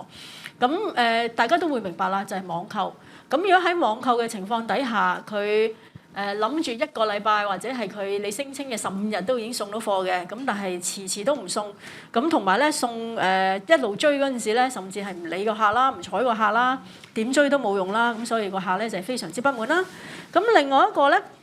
就更加令人關注嘅咧，就係貨品嘅質素嗰個問題，就係爛啦、壞啦、故障啦、唔準確啦、冇反應啦，即係根本一晚翻嚟嗰陣時已經係冇反應，根本係度唔到嘅。咁呢度咧都佔咗成6宗嘅。咁所以咧就點解我哋都去寫咗呢一篇文章出嚟咧？就係真係要俾多啲正確嘅資訊去俾消費者。就係當你去買呢一啲嘅血氧計講呢啲血氧儀嗰陣時啦嚇，其實要分清楚佢個類別啦，醫療同埋非醫療用途啦。咁同埋咧就係乜嘢係會影響咗呢啲血氧儀喺屋企個使用，同埋有邊一啲人係唔啱用添啊？咁若果你係唔啱使用嘅話，你用咗嘅話，就即係可能其實真係唔係好幫到你。咁但係另外一方面咧，我哋都會睇到咧，就係因為其實坊間嗰個嘅需求都已經比較大咗，咁同埋個疫情關係咧，即係好多人都可能會覺得希望有一個好嘅血氧計咧，就係喺屋企嘅話咧，咁我哋都覺得咧，就住我哋已經沿用咗20年嘅一個自願登記嘅制度啦嚇，都可能咧就真係要加強喺呢一方面消費者嘅保障咧，就唔係自願登記啦，可能係一個強制性嘅一個醫療儀器行政管理制度嘅話咧，可能係對香港嘅消費者嚟講啦嚇，都係會有啲個保障咧就係會大好多嘅，因為而家香港目前嚟講咧係冇呢一個醫療儀器嗰個法定嘅定義嘅，咁而但係事實上，當你要用到佢嗰陣時咧，對個消費者嚟講咧，都係非常之緊要，因為佢個準確性啦、個質素啦，都係非常之緊要嘅。咁所以我哋都會睇到咧，隨住社會嘅發展，疫情令到大家喺唔同嘅呢一啲嘅家用嘅醫療儀器嗰方面啦嚇，或者非醫療使用嘅呢一啲嘅儀器嗰方面咧，都係個需求係咁大嘅話咧，係絕對需要咧係全面地咧喺相關嘅醫療儀器嗰方面咧係作出一個比較全面啲嘅檢視，同埋咧係用一個規管嘅情況去加強消費者嗰個保障。A similar question was asked by RTHK English channel. I repeat the question first. What the complaints are about, and what do you think of the surge in the complaint figures? Right. As we all understand, because of the pandemic, many people all in a sudden realized the usage of the oximeter is very important, and probably I should have one at home. Just to protect myself in case I need it, it could be really handy. So that's why the demand has increased substantially in the past few months, especially on online purchase. That's why from the first 5 months in this year, we record 17 complaint cases already. As compared with the year before, that's only 2 cases. And 10 of the complaints is about delivery. Late delivery or even non-delivery. Reasons being is when you buy online, but you wait for a long time and couldn't wait for the product. And even if you follow up with the customer service, they ignore you and without any good care about your concern, that create complaints. Another 6 complaints is very, very important as well. It's about the quality of the product. There are complaints saying that it is not accurate. Even when I just open it up and use it, there's no reaction. It failed. It's broken. It is extremely poor quality even on the surface of it. So that's why it creates 6 cases in terms of complaining about the product quality. And And right now, actually, in Hong Kong, we don't have a specific regulations to govern the medical devices. And right now, for oximeter, it is through a voluntary system for the traders to register for the product. And as the market's demand increases, as consumers getting more and more health conscious, they want much better medical device at home to safeguard themselves. I think it is really about time to review the current voluntary registration scheme to make it mandatory so that consumer can be much better protected in using all these kind of different medical devices at home. And even, for medical use as well, that should have a more proper regulatory regime to govern the quality and also the distribution, the selling of all these different kinds of products. 係跟住落嚟咧，都仍然係血氧計嘅問題先。TVB 就問到咧，血氧計咧喺內地或者海外咧係咪屬於醫療儀器咧？咁如果係嘅話，香港係咪落後咗咧？係。咁其實咧，血氧計咧喺中國咧即係產品咧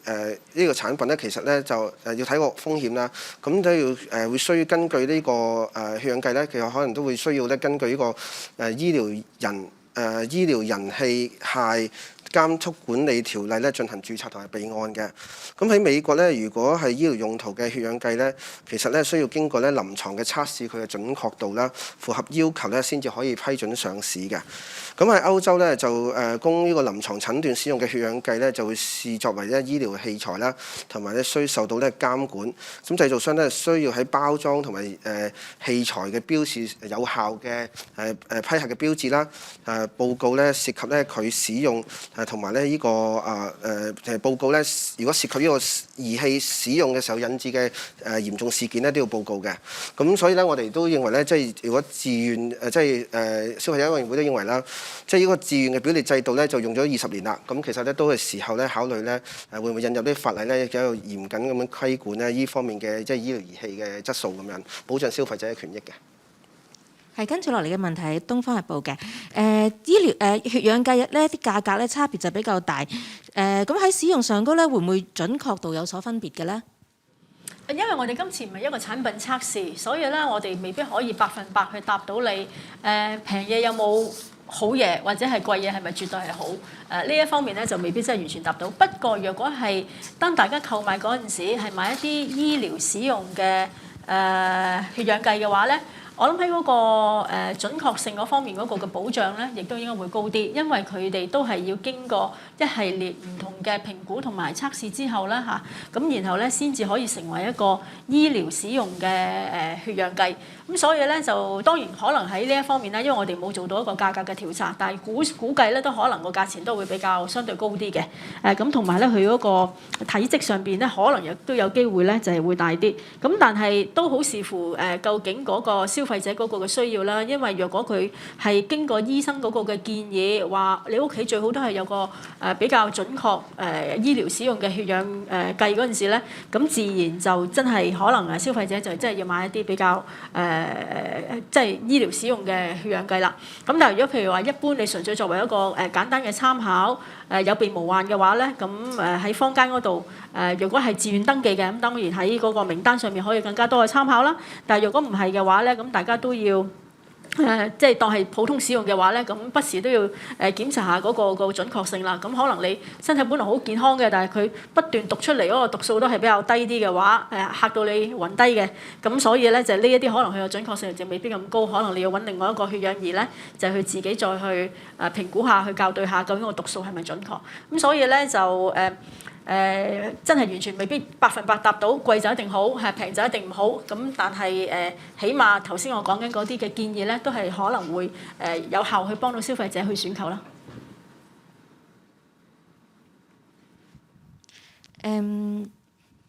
There's an additional question from SCMP about oximeters. Should consumers not consider using oximeters that are not rated for medical use or registered with the government? Not exactly. Reasons being is maybe there are non-medical use devices that can help you to make it as a very handy reference for consumers. But because the current regulatory regime is a voluntary registration regime, so when the consumers purchase the oximeters for home use, it is better to make use of, to make reference to the name list on the voluntary registration management system first. And apart from that, when you use it, if the reading is really exceptional, unusual, then probably it may not be too accurate. And when referring to our complaint cases, there are even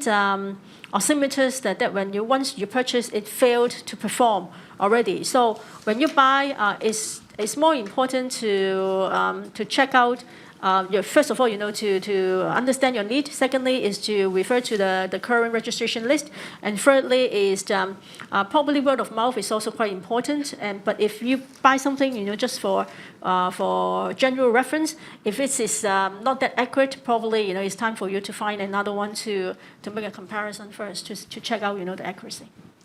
跟住落嚟係到營養送餐嘅問題嘅，咁 Now TV 就問咧，樣本入邊咧就發現標示同埋個測試結果不符，咁消費者咧應該點樣選擇？係咪應該去減少購買咧？同埋佢哋點樣可以確保咧所購買嘅餐單咧係由營養師去設計嘅咧？真心地説，可能消費者唔係咁容易去確保到嗰啲營養餐係真係完全符合營養，因為如果唔係我哋今次自己去抽檢一啲嘅餐單，跟住然後仲做埋測試嘅話咧，根本就估計唔到原來嗰啲營養餐自己本身嗰個營養值咧仍然都係會有一個出現咗呢一個誤差，咁同埋咧有一啲差異咧都唔算係低嘅。大家去參考翻我哋今次嗰個報告裏邊咧，都會睇到咧有啲可能鈉含量比較高啲啦，有啲碳水化合物可能超低啦，有啲可能咧嗰個脂肪量咧可能會高咗啦咁所以咧就。但係呢一方面咧，我亦都所以咧，消費者咧去購買呢啲營養餐嗰陣時咧，咁真係自己要衡量清楚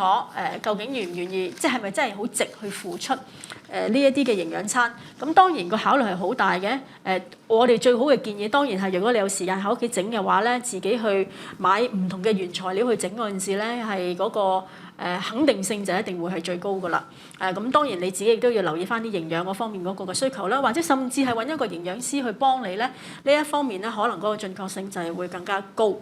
咁但係若果係你真係覺得我想試下嘅話咧，咁就真係要小心翻下嗰啲口碑啦，可能喺網上面查下究竟佢嗰個口碑係點啦，咁同埋亦都參考下我哋呢一個嘅報告，咁先決定究竟你係會唔會真係買呢啲營養餐，因為價錢都真係唔平。如果你諗住一日3餐食嘅話咧，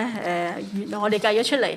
都係幾貴下嘅，成萬幾蚊嘅。咁大家願唔願意付出呢一個金額去食呢啲營養餐咧？就大家都真係需要細心去思量咯。係，跟住就到新樓執收嘅投訴問題嘅。咁香港電台咧就問今年接咗幾多宗係有關一手樓物料同埋執收嘅投訴，同以前比較有冇上升嘅趨勢咧？一手嗱，因為今次我哋嗰個嘅投訴嘅數字咧，就唔係淨係講唔好意思啊，喺我哋今次嘅新樓質素嗰個嘅投訴嘅數字裏面咧，若果係用今年5月去比較咧，就有24宗。舊年同期咧就33宗，如果舊年全年咧就97宗。再之前嗰年2020年咧都係大約有92宗，即係維持大約係100宗左緊啦。咁而裡面當然咧就絕大部分嗰個投訴咧就有2個原因嘅，一就係唔滿意樓宇自己本身嘅品質。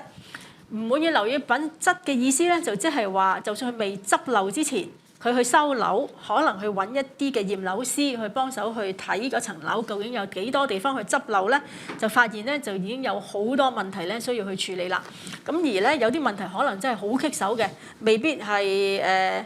真係整到嘅話咧，咁當然咧即係消費者同嗰個發展商個協調不遂嗰陣時咧，就會嚟到消委會嗰度咧去尋求呢一個協助嘅。咁呢一度咧喺我哋直到今年5月啦嚇，頭呢5個月咧都有6宗。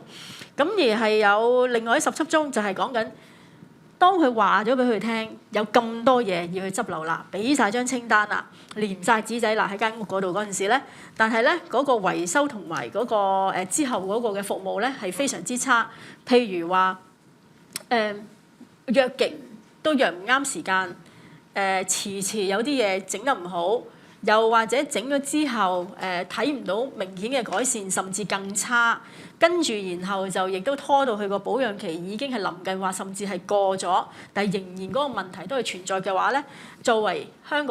買香港樓咁貴咧嘅業主咧，同埋自己住喺嗰度嘅話咧，當然係非常之緊張，同埋亦都覺得非常之煩擾、好困擾嘅。咁所以咧都有成17宗嘅投訴咧，都係講緊呢一個問題嘅。咁從消委會嘅角度，梗係覺得希望即係所有嘅發展商去做好啲啦，因為香港嘅樓真係一啲都唔平，買間屋企希望自己有一個安樂窩，有一個好舒服嘅屋企。咁但係佢原本交吉嗰陣時都已經即係收樓嗰陣時啦嚇，都已經係好多唔同嘅問題嘅話咧，咁其實真係會令到嗰個消費者係非常之擔心嘅。譬如話今次我哋講嘅個案啦，個地下嗰度未入去都已經發毛啦，或者係個窗嗰度咧係花咗嘅，點整都搞唔掂噶啦。我哋亦都有啲個案咧，就係個牆身嗰啲牆磚根本係有裂痕嘅，咁但係換完之後隔咗一陣，跟住佢又裂翻，咁究竟係埲牆嘅問題定啲牆磚嘅問題咧？咁呢一啲咧都係會令到消費者係非常之擔心。咁我哋都好希望啦，各大發展商啦嚇，聽到我哋呢一啲嘅故事之後咧，佢哋亦都檢視翻佢哋嗰個嘅樓宇嗰個質素啦，同埋亦都係睇翻佢哋嗰個執收嗰個嘅服務。希望可以加強，令到個消費者安心。其實對個發展商嚟講咧，都係一件好事嚟㗎。如果佢哋係做得好，因為可以快啲滿足咗個消費者執漏嗰個問題之後咧，其實佢哋亦都可以將啲資源咧就係集中火力去開一啲新嘅發展嘅項目，好過係不斷要花唔同嘅資源咧去幫個消費者去執佢哋間屋。咁呢一方面咧，都希望喺可見嘅未來咧就會有明顯嘅改善。最後一條係關於新樓執收嘅問題。一陣間問完呢條之後，會翻轉頭問翻少少前面嘅問題，因為有電視台係都想再問嘢嘅。咁我先問咗最後呢條新樓執收嘅問題啦，都係香港電台嘅。消費者喺驗樓同埋執收嘅過程咧，有咩地方係需要注意嚟到確保可以有效跟進佢哋呢啲執收嘅項目咧？我諗當一個消費者可能佢對一啲建築嗰方面嗰個嘅知識唔係咁多嗰陣時咧，其實都係會揾一啲驗樓師去幫手去驗樓嘅。咁當然個驗樓師嘅質素都係非常之緊要啦。咁所以都係真係要揾一啲啱嘅人去幫你手去驗樓同埋去跟進。咁但係咧最緊要就係記錄清楚啦，同埋溝通清楚。因為如果你個記錄唔清楚或者成日係變嘅話咧，咁可能咧就會令到你嗰個執收嗰方面係會有嫌啦。咁所以咧喺嗰個記錄嗰方面咧係一定要保持係非常之清楚，同埋咧不時自己真係都唔懶得啦，唔好交俾人啦。好多時都可能真係要自己去跟進翻所有嘅嗰個跟進嗰個情況。咁同埋咧最好咧就如果大家買層樓咁貴，你哋應該有嗰個售樓說明書㗎嚇。咁啊最緊要咧就係當你去睇翻嗰個執漏嗰個嘅要求嗰陣時，都要睇翻個售樓說明書嗰度係包唔包啦。咁同埋咧就頭先都講咗啦，保持清楚嘅記錄啦，填寫清楚嘅驗樓單啦。咁同埋咧就係如果係因為嗰啲可能你有50項，裡面有啲可以好快做起，但係有啲就要好耐嘅。咁你就自己嗰個記錄咧都係要清晰。唔淨止話剔咗交叉係做咗，但係幾時做、點樣做？如果自己有一個完好嘅記錄嘅話咧，咁將來如果萬一有任何爭拗嗰陣時，同個發展商又要好均真咁樣去處理有剩嗰啲問題咧，對你嚟講咧個幫助都係非常之大嘅。Going back to the Beddings article, iCable asked, what information should consumers be aware when they choose antibacterial bed sheets? I think the consumer actually, if they really want to choose some antibacterial bed sheet, I think of course they can take our survey this time as a reference, and also the consumer can ask the one who sell the bed sheet more information directly from them to know how what kind of test they have done to prove that they have antibacterial activities. However, I think very important is that even after the consumer buy the bed sheet, they still need to regularly wash the product and also dry it according to the instructions on the care product. Keep a very good hygiene, I think is very important than just relying on the antibacterial claim. Another question from iCable: How to ensure the manufacturers provide comprehensive label list on the cover of the bed sheet? Any action if they don't provide this comprehensive label list? I think for consumers, the education is very important because through this article, we highlight a few key issues regarding the thread counts, regarding the material by itself, and also the antimite and also antibacterial effect. Antimite or antibacterial effect, it may be harder for consumers to understand whether it is genuine or not, but by referencing to our article, it will be useful for consumers when they pick the product. But in terms of the thread count and also the material, it is a very objective information that the manufacturer should be able to supply, especially there are standards involved from EU about the thread counts and also the definition of different kinds of materials. If consumers are because when you sleep on the bed, 8 hours of the time you're attaching to your bed sheets. So it is really worth for you to spend more time to research about different kinds of materials and also the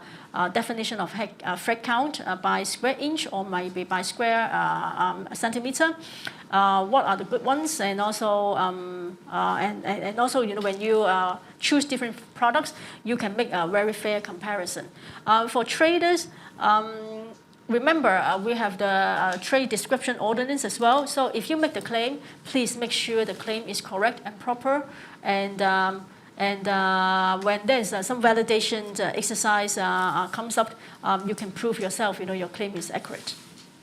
One last question for beddings before we move on to one additional question on sandwich bread and one additional question on healthy meals. Then that will conclude our press conference today. So the last question on beddings from iCable as well. Are there any complaints for the quality of the bedsheet products?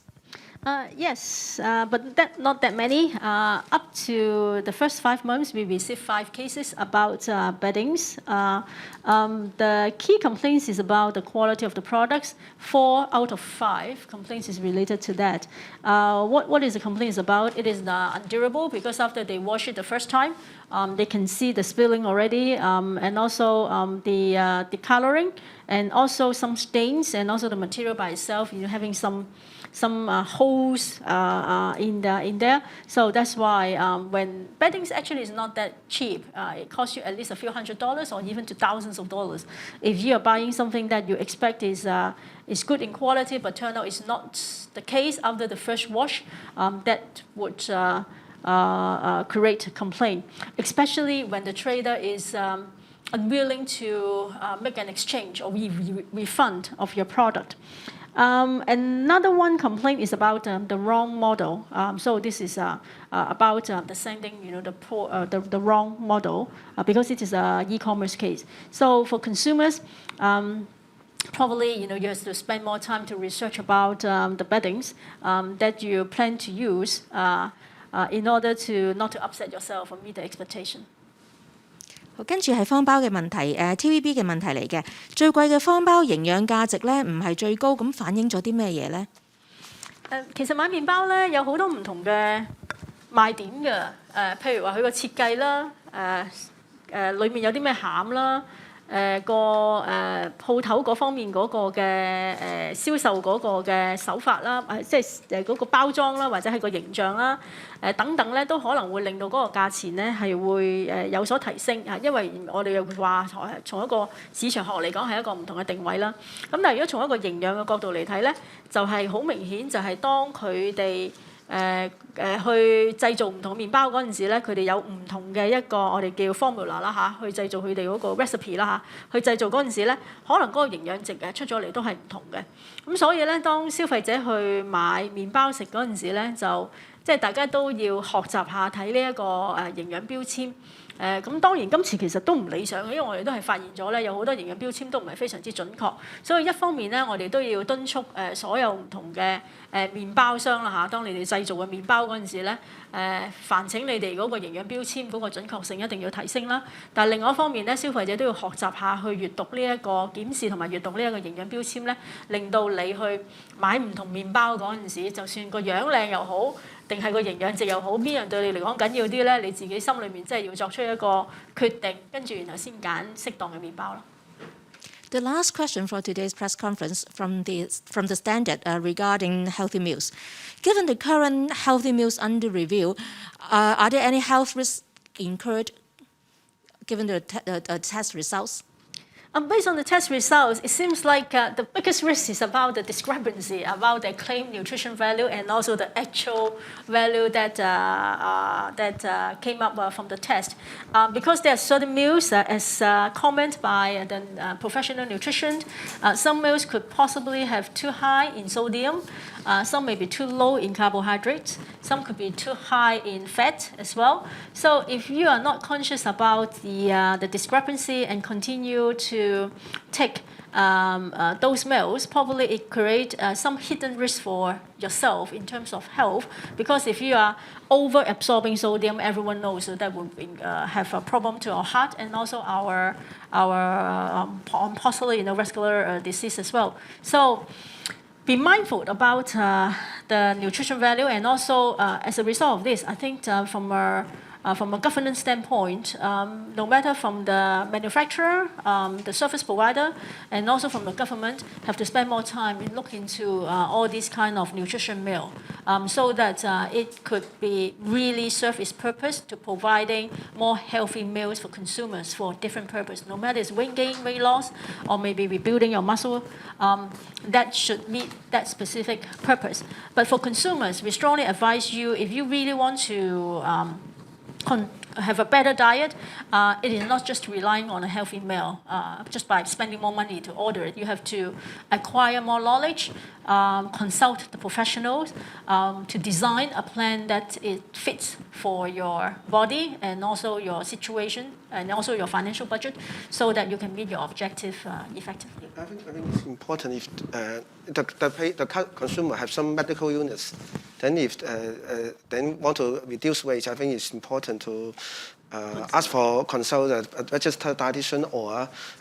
some medical professional to proceed for a regulated diet. 唔該晒兩位，今日嘅記者會嚟到呢度結束啦，多謝咁多位參加。